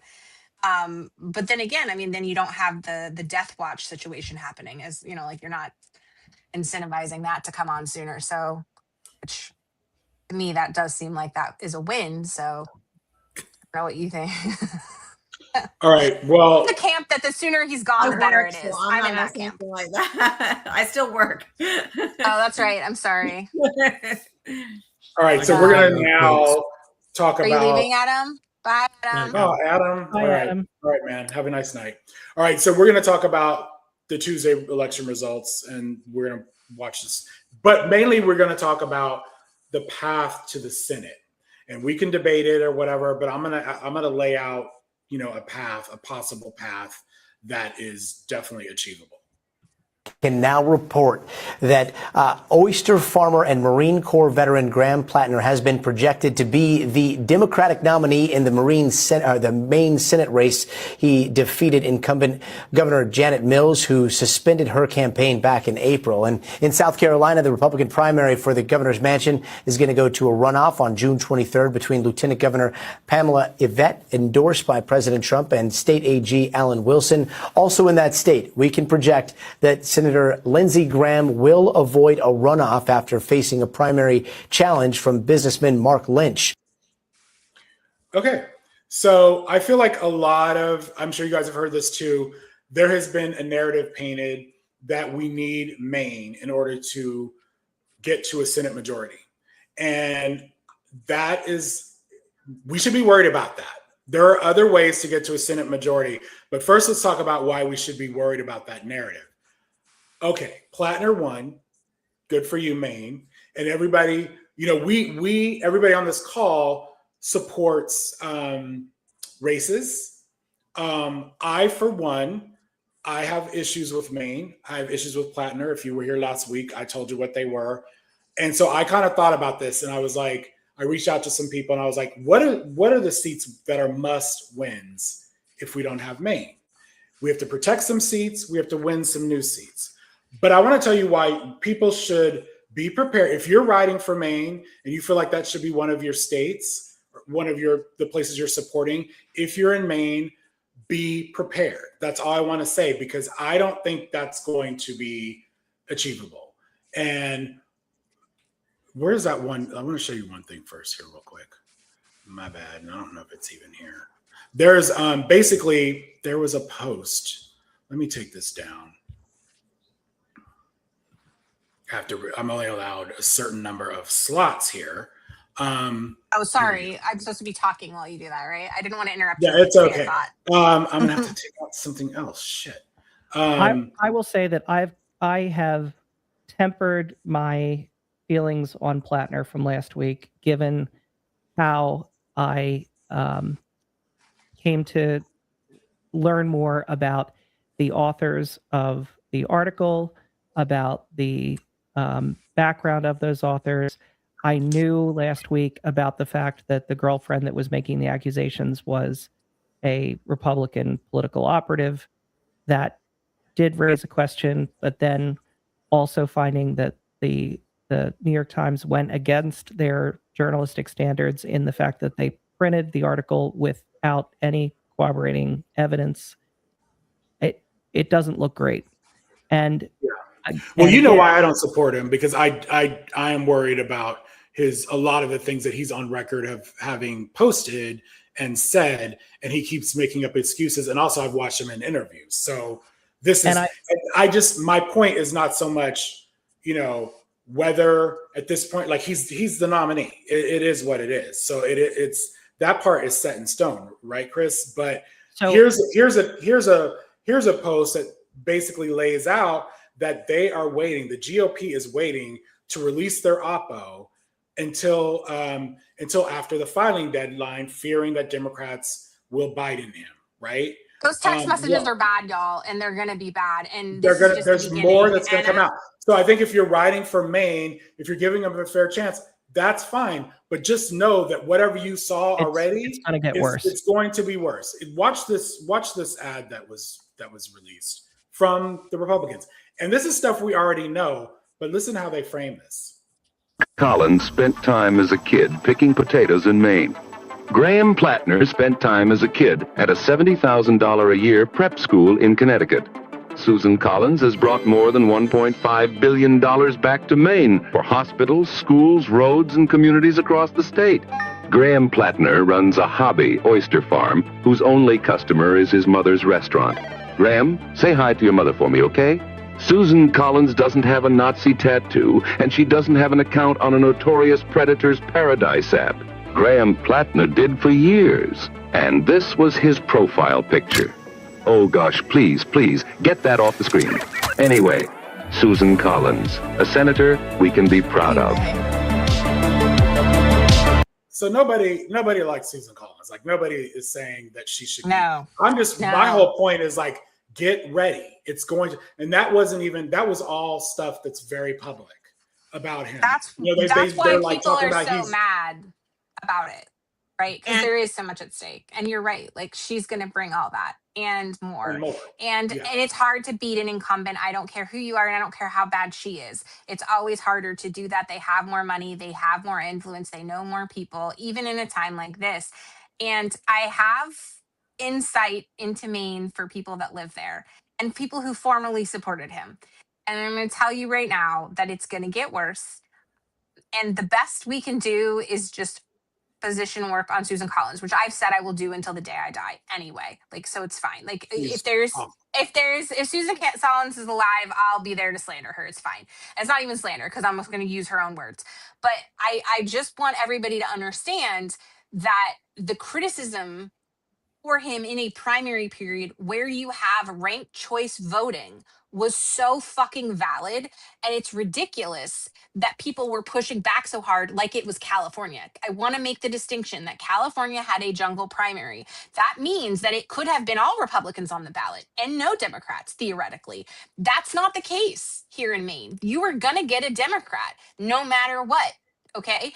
And you had ranked choice voting, which meant that you could order your choices. So it wasn't like a only this and nobody else situation. You could choose all of your favorites. And it could have been the governor, someone who's already won a statewide election. Okay. So that's the crazy thing. But no, she's a woman and she's old. So, F that.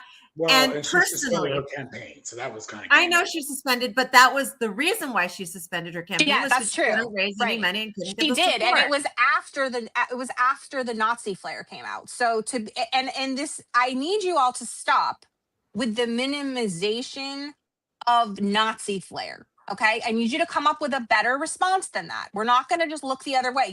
There's so many ways to discuss that. And there's even ways to fall on the sword of that and say, yeah, look, you know what? He's not perfect and we're going to work on blah, blah, blah, blah, blah, whatever. I don't care. There's ways to spin anything. But the only thing you're not going to do is play in my face and act like it's not a big deal. Like, oh, everybody has skeletons in their closet. Yeah, mine doesn't have Nazi flair, bitch. Yeah. Like, don't talk to me like that. And it's very comments. insulting. It's insulting to do that. And so allegations. there was no need for it. I can't get over the fact that there's no need when you're in the primary. When you're in the primary season.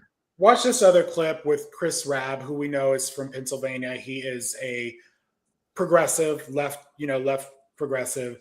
And this is his comment. And I think it's very telling. Yeah, this is challenging for me because I've felt that folks who have been identified as hard-scrabbled, populist, left of center, white guys get far more leeway than folks like me, black progressives. And that's a double standard that is largely based on race. And I think that's a conversation we need to have. If I had some problematic tattoo that related to white folk, I don't think I would be viable, even in a majority black district, because I think the money would not be there for me to run the campaign I needed. I think there's a clear double standard that the left has to talk about as it relates to our racial politics and what is acceptable. And, you know, I also have PTSD. I have actual PTSD. And I also have political PTSD because in this state, we elected a fake populist in Fetterman. And when I feel Fetterman vibes, I get very, very nervous. I don't know Plattner. I've not followed his race closely. I've had, you know, a grueling 10-month campaign I'm just coming out of. So now I'm really seeing what's on the landscape of opportunity in the House and the Senate. But I do think we need to hold space for folks with genuine grievances, and we need to have a process for those folks who are expressing legitimate concerns about the behaviors and choices of candidates, but to do so in a way that is in the spirit of restorative justice, as opposed to the spirit of the politics of personal destruction. So enough of him, enough of Plattner. The point here is if you want to support Maine, support Plattner or whatever, fight Susan Collins. Like I would put more effort in fighting Susan Collins and exposing her skeletons and shit. Right. But I would also come trying up to with boost him. Come up with the responses I was talking about. Though, yeah. I think a lot of us, if you want to put your efforts somewhere, follow this path to the Senate and see if any of these people, maybe you could spend your time on them as an actual path, because you are going to be running like a hamster in a wheel if you think this is going to be a straight course. And I think a lot of people have made too much of Maine being this like, we got to win Maine, win Maine. That's not necessarily the case. Yeah, like Chris made a really good point last week about that, where you said we're spending a lot of money and resources on this. Chris Quinn said last week, and I think that has stayed with me all week. Of like, that actually got me more mad because I was just like, yeah, this was a gimme. So I think it's fair to say at this point, if you want to support Maine, if it were me, you need to be prepared for what Susan Collins is going to bring. And she's going to start with those text messages, the sexting. She's going to bring those. So you need to be prepared to respond to that. And you need to be prepared to deflect onto her bad history, which she has. She has plenty there. So go get it. But I'm just saying, don't do this thing where it doesn't matter, because it will matter in a general. So go get that stuff. But for the rest of you that want to maybe put your energy and effort to races like this, where we're going to talk about where people might have a better way in, or maybe it is a long shot, but they don't have that history. And so we could maybe help amplify them and elevate them in a way that they actually could find a way to win. I think that's reasonable.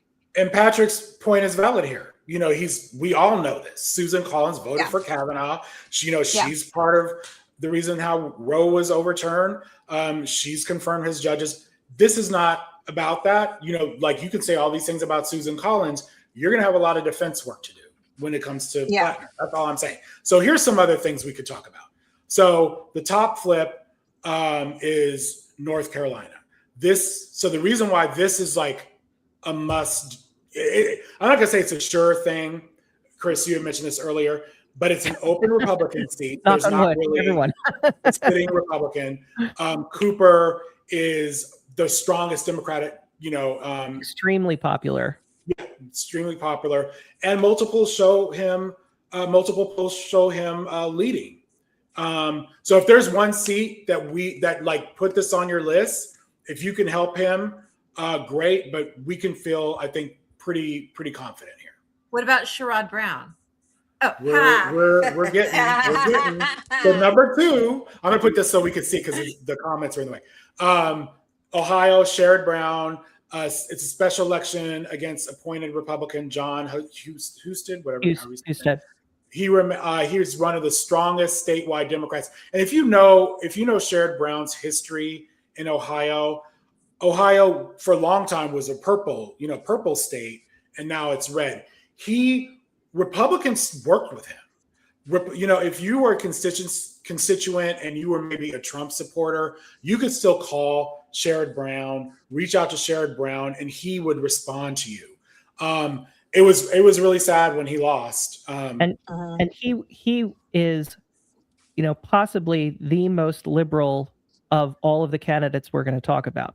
So you don't have to, you might look at his age, you might look at something like he was a senator or something like that and think, but if you really dig into him, he is a really good guy.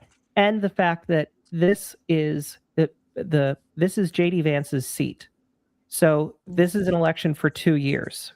So this is that JD Vance had, that then was appointed, that now, so this isn't truly an incumbent the way we normally would think of an incumbent that he's running against, which makes this a lot easier than it would be otherwise. Yeah.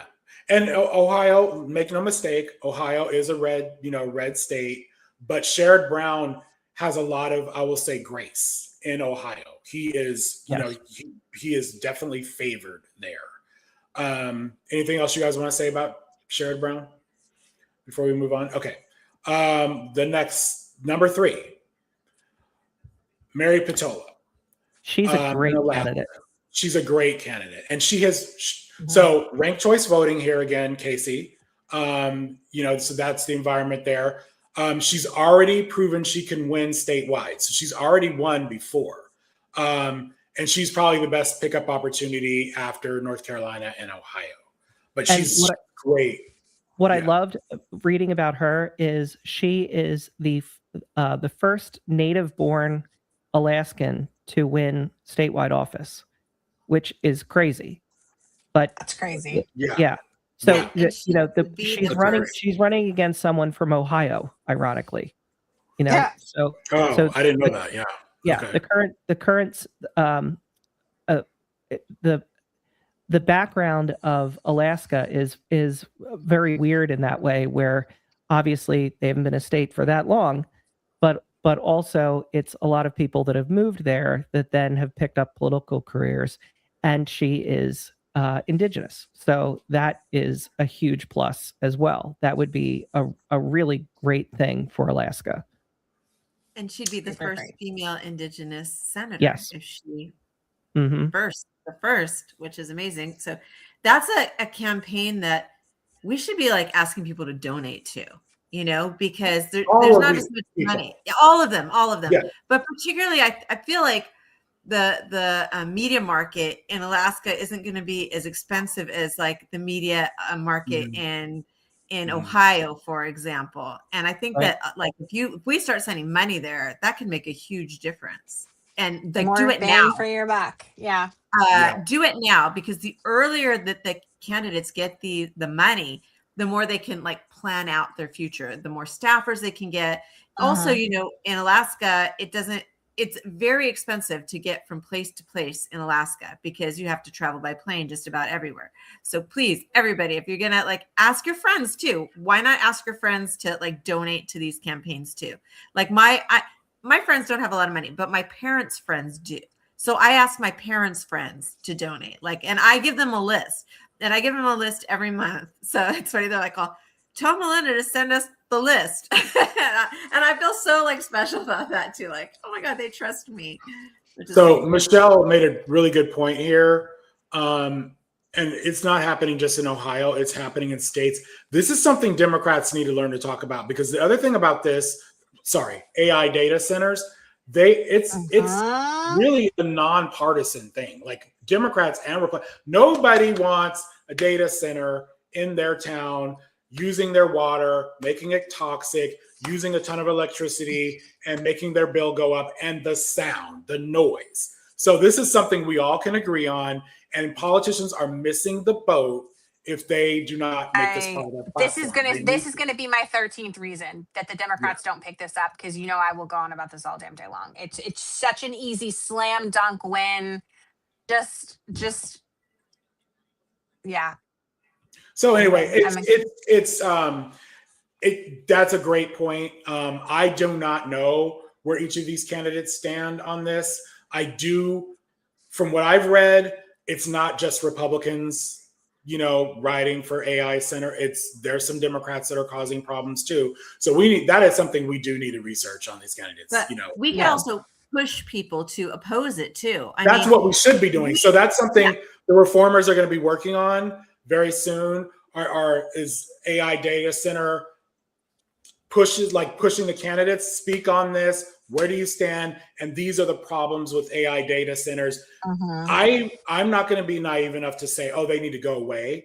AI is here to stay, but they need to figure this out, like how to make this function. Regulation. So you just say regulation. They should be for regulation. And also we need to remind people AI so far is not profitable. And there's also some backtracking going on with big media companies that have been firing or laying off employees only to realize, and having, AI can do the work, only to realize they let those people go and they didn't really know what they even did. And AI is not able to do it. And it's really costly. So now they're hiring. So it's not what it seemed. I just wanted to say about Alaska is, so Alaska only has one representative, and she was the representative and she lost. However, she lost to, his name's Nick Beige. I don't know if I'm saying that wrong, but he is like a political dynasty family in Alaska. His grandfather was ironically a Democrat representative who tragically passed away in a plane crash in 1972. So it's funny. He's the only Republican in his family. The rest of his family are all Democrats. But she lost what essentially is like a Senate race, since it's statewide, since they only have one rep. She only lost by about 5,500 votes. So when you're talking about the possibility of flipping a seat, when you're talking about Alaska, you're talking about really small margins that are the difference between winning and losing. So she beat Sarah Palin. So it's not as if Sarah Palin. Right. That's a win. Like that shouldn't be minimized. Even as ridiculous as Sarah Palin is, she's popular there and has a big following. And has name recognition. That's exactly right. Yeah. And so if you're looking at a state to adopt, that would be a really good one to do, especially when you're talking about, you can make phone calls from anywhere. You can do postcards from anywhere. You can do like Maine, Alaska's desperate for it. Yeah. And also there are people in Maine that are like, come to Maine and help us knock on doors. And they'll be like, come stay with us. And Alaska's gorgeous. I've been there once and I just loved it. So if somebody asked you to come stay with them in Alaska, I would go to Alaska. I'd go. I'd go. Okay. Number 4, Iowa. Josh Turek. Iowa has moved right, but Democrats remain competitive with the right candidate. So just a reminder, we need 4 seats here. I'm going to give you 6 or 7, I can't remember, that are possible. And like I said, some are heavier lifts than others. And this becomes a little heavier lift here. Let me move this so I can see it. So anyway, everybody has an advantage right now with this economy, being a Democrat. So if he's running on the right message, economic populism, all candidates should be running on that, to be honest, in the Democratic Party. Republicans cannot really claim that mantle. They can win. They can really move. And then you have to talk to the constituents, be there, and hopefully you have a grasp on social media. And he has a great story. He, first of all, the great thing about Iowa is you're not running against an incumbent, because it's Joni Ernst has retired. Right. She's in a graveyard somewhere. He was born with spina bifida. He's in a wheelchair, has been in a wheelchair, but he's a professional Olympic basketball player. He has several medals, gold, silver, bronze, from the Paralympics, and played. I didn't know this was a thing. There is professional wheelchair basketball in Europe that he played, and that is where he met his wife. Like, he has a phenomenal story that I think this is a really good thing too, and has very progressive type values that are still in there, even though it's in Iowa. Yeah. All right. Let's Let me find number 5. 1 second here. Here we go. Number 5, Texas, James Tallarico, which I think this has been nationalized. So he's, everyone should be aware of him at this point and what happened in the Texas primary. So he's number 5, but it is still Texas. So this is still a lift. There's corruption. There's, the Republican Party is no joke there, even though it's Paxton. So for me, this is something I feel I can help. I can help with Oppo on Paxton. Oh my God, I have so much. Yeah. And so this is something like, if you're on social media, go, help with the Oppo on some of these people and really put it out there, post about it. So James Tallarico, Paxton's corruption makes this race more competitive than people think. I know a lot of people on social media are like, oh, he's going to win. He's going to win. I'm just telling you, don't assume that. He needs help.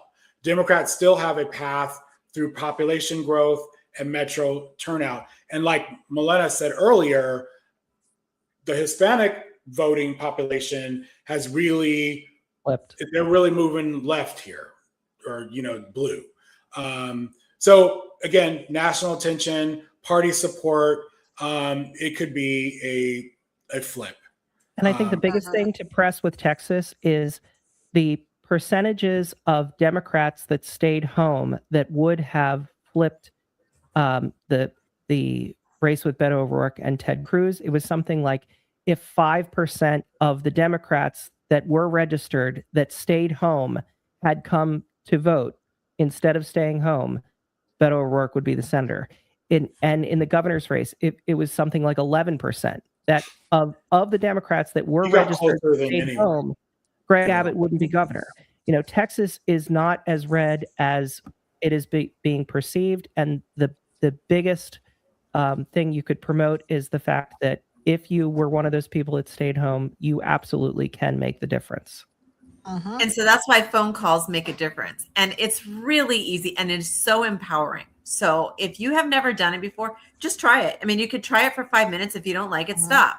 But it is super empowering, because every time you get someone to go out to vote that wouldn't have, you feel like, oh, shiz, I am making a difference. And that's really awesome. That's a really good feeling. I love it personally. So just a reminder, we need 4 seats, and this is number 5. So this is why I'm saying it is possible. Don't let anyone tell you that the It Senate is definitely not possible. Yeah. It is absolutely possible. Okay, so number Especially 6. with the momentum we have right now. So I Yes. don't lean on that. I'm just saying use it to motivate you to And know that it's a possibility. And the Senate is not subject to gerrymandering. People don't really talk about that much. Yep. That is something to remember here. And everybody, that our democracy is at stake. It's an emergency. So do something. And your friends who complain about it, who rail about this, tell them you can do something. You can volunteer, and it does make a difference. It absolutely makes a difference. Yeah. These people need all the help they can get. And, I think most people are fairly confident with the House. We don't know what the numbers are because of gerrymandering, the recent gerrymandering that's been going on. But, we're not as confident with the Senate. So that's why, to Melena's point, wherever you can help out, whether it's calling, text banking, postcards, all those things. If everybody does a little bit, it's a lot. And then obviously giving money. Quite honestly, Where we're not talking about, which is the most important thing, and I'm working on something. It's fascism is hard, y'all. But what I would love to do is create sort of like almost like a curriculum that helps people have conversations with the people they know in their life, because those are the most impactful conversations you can have. Phone banking, amazing, please do it, right? Donation, amazing, please do it.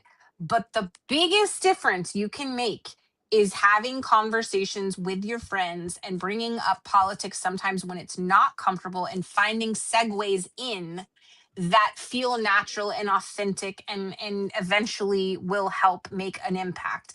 And I think we don't have really and by the way, that extends to state elections too, right? Like this is important for state and local elections as well.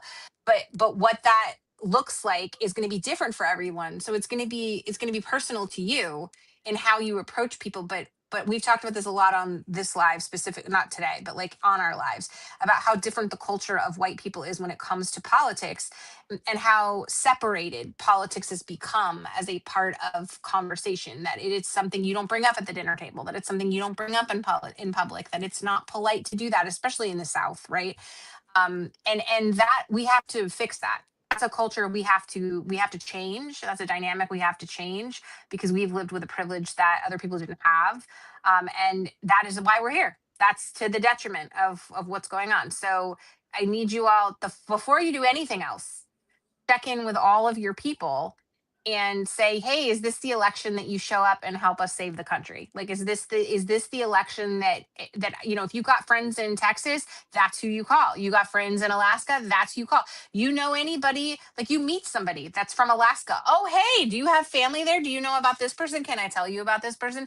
Right? Have you heard the good word about Mary Patola? Like, let me tell you all about her, right? Whatever. Like, I know that it's going to look different in how you do it, but just try. And then I'm going to try to get y'all something at some point that you can share with people that maybe will help it make it like easier. Not icebreakers. I won't do that to you. I hate those, just so you know. I'm not going to make you do a community exercise like, that you have at the job orientation or like thing. I'm not going to do that to you, but it's going to be something like that. That's manageable. Okay. We need something. We need teachers. There's a comment here. Dems need to find a way to make Tallarico appealing to independents because Black people probably won't vote for him. I would like to paint some nuance there because I agree with that statement. Tallarico did miss an opportunity during the primary that I don't know if it's too late now. He's going to have to find a different way, but he should have had a John McCain moment because there was a lot of microaggressions, racism when it came to Jasmine Crockett. I had so many people in my replies saying, she's not going to win. He's the only one that can win because he's a white man and he's a Christian. Texas is incredibly racist. This is not me saying this. This is people on social media. Black women were incredibly disrespected. And you cannot take, I know, Black women are the base of the party, but you cannot take them for granted. They are not necessarily going to come out for Tallarico. They are not necessarily going to work for him. He should have said during the primary, do not do this on my behalf. We cannot disrespect Jasmine Crockett. She is my opponent, but she is also a friend. She is a good Democrat. She has worked hard for the party. Something along those lines he should have said. And I don't know, I've been hearing he's not, I don't want to say too much about this, but he has work to do with the Black community, and that is very valid. So thank you for bringing up that point, Teresa. We'll move on, but I still think he can win. I'm not saying he can't win, but he has, he's not going to necessarily win with Black voters unless he makes some, moves there. Okay. Right. So I hope he listens to this. I hope somebody shows him this and he hears this. Yeah. If you know anyone in that campaign, get his ear and make sure he knows it. Because things like this can make all the difference. Okay. So if you know somebody in the Tallarico campaign, get their ear and make sure that he hears that. So we need 4 seats. This is why he's number 5, because I don't think it's a gimme here. But anyway, number 6, Nebraska, Dan Osborne. So this is an interesting one because he almost pulled up he almost had an upset in 2024. He almost won as an independent. That was 2024.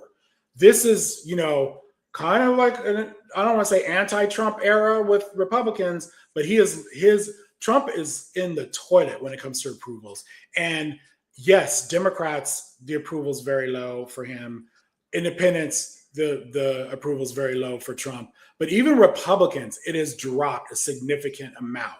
So yes, it's still relatively high with Republicans, but not like he was 90%, and more with Republicans. It's not in the 90s anymore. I think it's in the 70s last I saw nationwide.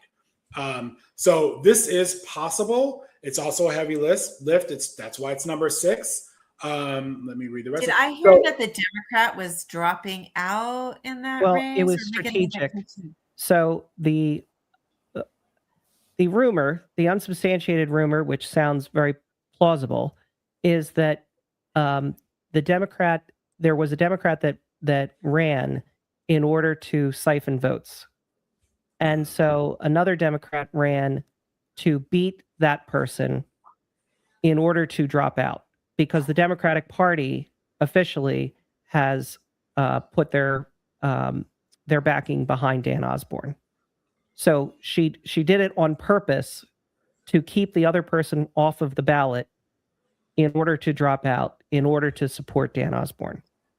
Wow, that's cool. That's pretty cool. And that's strategic for Democrats. I'm impressed. Holy shit. So he needs that consolidation. That's why I put that note here, because if it splits the vote, we're in trouble. So if there's some going to the D and some going to the I, whatever, it's there won't be. There'll be an R and an I. Okay. Yeah. So anyway, we have numbers. Were you going to say something, Casey? Or okay, no, anybody? I just was saying Okay. it's just so nice to see. It's so uncharacteristic. The strategy there. Okay, so number 7. Oh wait, wrong one. Oh shit, I knew I messed up here. I am so sorry. I labeled something. Which one is? I rely on my numbers here. It's my fault, y'all, because I sent him all the stuff at the last minute, and it's my fault. I guarantee you I did it. No, I worked on these graphics yesterday, and there is no number 7. My bad. Okay, so number 7 slide. So we need 4 seats. So this is a recap. We need North Carolina, Cooper, Ohio, Jared Brown, Alaska, Iowa, Texas, Nebraska. We need 4 of those. These are ranked in order of what I've researched and thought were the most attainable, but it could be any of these 4, and we should try and help them all. And farmers are mad. So like Iowa and Nebraska really is mad. They're mad. Yeah. And we also need to keep. They're going to be even madder after this summer, after they figure out what the fertilizer prices have done to their crop yields and how much money they make, and it's going to be bad. So this is another way to think of it when we're talking about the basics here. So the path, North Carolina and Ohio are the must wins. We need to look at those as must wins. Alaska is the best pickup opportunity outside of that. And then we need to pick up one of these additional seats, Iowa, Texas, or Nebraska. And then we have the Senate majority. We got to get that, y'all. We have to get that. I mean, we don't have to, but we do. We do. Are there any other long shots like South Carolina, or are there any other long shot seats that we could pick up? Yeah. I mean, South Carolina is, look, I don't count her out, Dr. Andrews. I don't think we shouldn't count anyone out. This discussion is about what's our, listen, not everyone, but a lot of people are like, Maine. And I'm just trying to show a path that it's if we pick up Maine too, hell yeah. This is the easiest path. However, I do agree that she has done and I don't know offline because I haven't been in South Carolina recently, but I can talk to some people that I am, close to relationship wise as family members. I mean, well, that was a weird way to say that, but the people she has run a really good social media campaign. Was it Annie Andrews, right? Is her name? Yes. Mm-hmm. Yeah. She's run a really good social media campaign. And honestly, I have not seen anything from her. Normally I see things and sometimes people make a little misstep and I'm like, that's a little learning curve or, whatever. She's consistently done things that don't make me embarrassed to be a Democrat, which is important at this juncture. And I think she is she thinks she's a pediatrician, right? She's a doctor, but she's a pediatrician, right? And I remember her because last year, I need to go dig this up. She did a video, and it either had to do with healthcare or reproductive healthcare or something. And it was one of the most authentic videos that I've ever seen. It was so genuinely her anger, and it was factually based. and it was just really well done. And that was why she was running, right? Like, this is why she is somebody who's running, because as a pediatrician or a doctor or whatever, she's seen this and she's like, I'm done, and she's like in it, right? And like, so Lindsey Graham he's formidable, and he's got money and he's got a lot of stuff. But if there was ever going to be a time where you're going to dethrone somebody like that, it would be now, because he has flipped. There's so much footage. There's so much you can do to discredit him, and people are tired of a lot of Trump's lackeys, right? Like, they're not. He's not breaking ever. He's never breaking from Trump, is what I'm saying. People Everything are is getting possible frustrated right now. Everything is in 2026. If you're a Democrat and you're trying to pick up a purple or even red seat, this is the best. This is the best year. Just saying, the reason why I'm saying this is because regionally it matters. So, like, obviously these are the seats that we think are the easiest path, but it's going to be easier for you to influence friends if you live in South Carolina, is what I'm saying, right? Like, so when you focus on where you're going to put your efforts, obviously, these are the best case scenario wins for us. But somebody who's on the ground in South Carolina that can knock on doors, that can talk to friends, like, don't be discouraged. Like, do that there, right? Like, don't, just because we're saying these things, not that, it doesn't mean that you can't go make influence somewhere else. At this point, they're like, a Senate seat, everything is winnable. There's absolutely no Senate seat at this point that's not winnable in this country, because, as Chris mentioned, it's not gerrymandered. And there are people, by the time, and as Chris Quinn just mentioned, by the time we get to November, there are going to be people really hurting and really angry, because they're going to realize that, like, either Republicans lied to them, which is what happened, or they don't have another alternative, but they're going to be pretty upset. So we're going to give them an alternative in these candidates. And some of these candidates, like Dr. Annie Andrews, are not politicians, and people love to vote for outsiders. What have we seen, right? Plattner. And, like, these are not people that are so they might actually come against somebody like Susan Collins or Lindsey Graham and have a weigh in for that reason. So, like, this is, if you're gonna, like, take some time off, okay, go get a tan. Not really, that's bad, that's skin damage. Go have like a cocktail or some, enjoy your time off, and then come back hard for the midterms. And the work that you do now will make such a significant difference. And that's not just me hyping you up. I'm, like, so serious. This is the time where the amount of work and effort that you put into this will make or break this country. Like, a little bit of pressure. No pressure, you know what? A little bit of pressure. You hit on something that I think is worth touching on a little bit more. If you live in one of these states, own it. Own it on social media, own it in conversations. We just came out of California election. So myself, Milena, Michelle, who was on here earlier, we were able to speak from a point of view of, like, we live in California. We had so many people helping us from other states, but there's something really special about being able to say, yeah, I live here too. Like, this is not, Spencer Pratt is a clown, like, so we, from your point of view, and then also everyone besides these races, as we get closer, say who you're voting for when it comes to, like, that matters. You have followers. You have people that listen to you. Point, say that's why who you're Plattner voting did. for. That's why Plattner did so well, because people came online and said, "We want Plattner."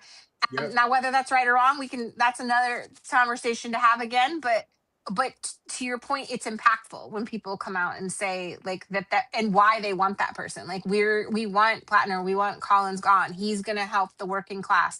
This is, have one or two facts your hand that you can share as well, because this is helpful for people to have something tangible to hold on to. And put up signs in your lawn. Put up signs. And don't forget, if you are in a blue state and you don't have to worry about your candidates, then fight like hell for another state. Like Georgia, Ossoff needs our help to defend that seat. That one we need to, like, Milena, to this point, let me just stop here for a second. So there's another half of the question that of the equation that Milena was touching on. We need to protect seats too. So it's not just about flipping. We have to protect. These are must holds. Michigan, Georgia, New Hampshire. So if you add it all together, we have to hold Michigan, hold Georgia, hold New Hampshire. Then we need to flip 4 other seats, and then 4. I don't know if easiest is the way, but like the 4 reachable ones are North Carolina, Ohio, Alaska, and then one of those other ones that we presented. That's the path. That's how we went. And Virginia is a pretty safe bet right now. People kept dropping out against Warner. So I think Virginia people, if you're here, like you can get in there and work on some of these campaigns, because like, yeah, we should still talk about it. Don't like you show up to vote for him, but I'm saying like that people here are pretty much have decided, I think. And the Republicans aren't running anybody of note, like at all. And that might change, maybe. I don't know. I haven't looked recently, but our primaries are later, by the way, as a side note. Like ours are like in August. So I want to share this one thing. I came across this on TikTok today, and I thought this was I was like, oh yeah, we agree. They have Tallarico, Brown. Also, so our path to a Senate majority is just really unclear. Like, be careful about the graphics you use, because this says Tallarico, Brown, Peltola, Cooper, which we had on our list. But then Ossoff, he's a protect. He's not a flip. So like what we're trying to make clear here is both things are important. We have to flip some seats, but this is not really a path because they're leaving off other seats we have to flip. That's exactly right. So we'll try, maybe we'll put out a couple of these graphics. Like, this is really the path. Help these people, because this, you have to specify save and flip. There's differences. I'm gonna do something with the World Cup. I'm trying to figure out how to do it, like, because it's gonna be so much of this summer, like kind of like a States Against Humanity, but like that features midterm candidates or whatever.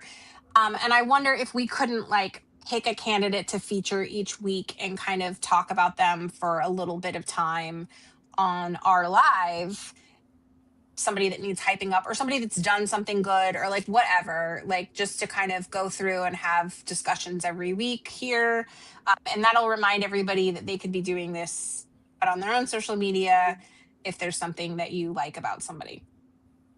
I love that idea. And it like teaches people so that they can talk about it, these candidates intelligently. We do need to model. And that's what I was saying about what I'm trying to come up with is a way we need educators to model how to have these conversations with other people and what they look like in a way that builds community and in a way that builds these candidates up, right? And that inspires people, because what we have are a lot of people who are basically like, well, Trump's in power, like politics is done, that a lot of people that are getting really apathetic because of what's happening. And we have to inspire people and let them know that we can change things. It is going to be hard. It is going to take a lot of time, but it's very possible. And it starts with this. This is how we do it.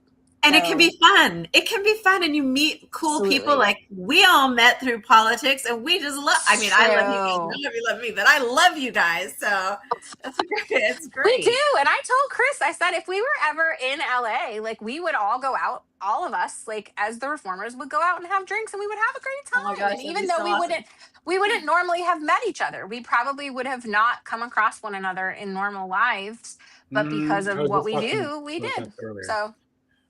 So, all right. I can start this. Start this real quick. So the best of is just, we're going to pick something, either we discussed in live or just something that you saw in your week. I said best of the worst administration, meaning like under this timeline and under this administration, what's something that you've seen that is positive and something that you feel good about? And I will start it off by saying, I'm super psyched that someone decided to live stream and notify us that they're going to take down Trump's name from the Kennedy Center. Like, I was really worried that I would miss that. And so if I can't get out there, I'm going to get a notification because I've signed up for this to be able to see it live streamed. And I think that's really amazing. I'm super happy about that.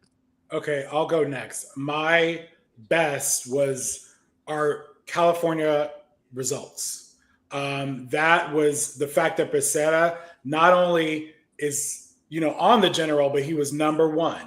And we saw that in motion. And so many of us, after the Swalwell shit show. We were like, what are we going to do? Because he seemed like the best chance to win the governor's race. And we liked Becerra, but we weren't sure, and he was not. I think most people's argument, early on was like, he's only single digits in the polls. And we all just researched and we came up with Becerra. I'm not saying everybody, but a lot of us came up with Becerra. We supported him. We listened to what he had to say, watched his interviews. I had the pleasure of interviewing him, and he is number one.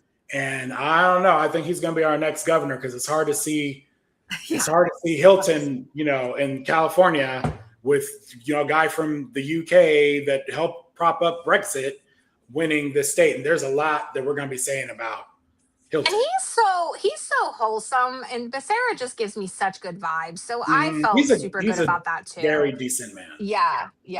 And I'll go next because my best has to do with this exact thing as well.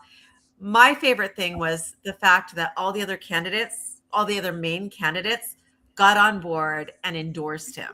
Nice. And it's going to save us so much time and energy and money by the fact that we have a Democrat and Republican, because I think that Republicans are like such a small minority registered. I think it's like something like 27%, less than 27%, I think, of Californians. I think it might have even been 25 or 26%, but I don't remember exactly. And so we're not going to have to put any energy into this race, really. You just go out and vote if you're a Democrat, and you're going to vote for Becerra, and Hilton, I don't think, has a chance in hell of winning that race. So I'm really happy that everybody kind of said, okay, we're going to endorse the main candidate. And I think that people who are the Becerra supporters are trying to, put out a hand and say, you know what, if you supported one of the other candidates, we welcome you aboard. And we know that maybe he's not your perfect guy, but we're hoping that you'll support him. And here's why. And we don't have any animosity towards you. So please come into the folds and that kind of thing. It's kind of like, okay, to your point, I was really pleased to see that Steyer conceded and endorsed him. That matters. What's that? I was surprised. Yeah, I mean, he ran a nasty campaign that there is no question about it. And he, wholeheartedly endorsed him. So, good. Chris, you got one? I got Mamdani paying $700 for nosebleed tickets to the Knicks game instead of accepting a free ticket from a MAGA owner, and being incredibly wholesome about it in talking to the media about the fact that he can only go to one game because the tickets are too expensive. Yeah. And just the general vibe of New York City right now with him.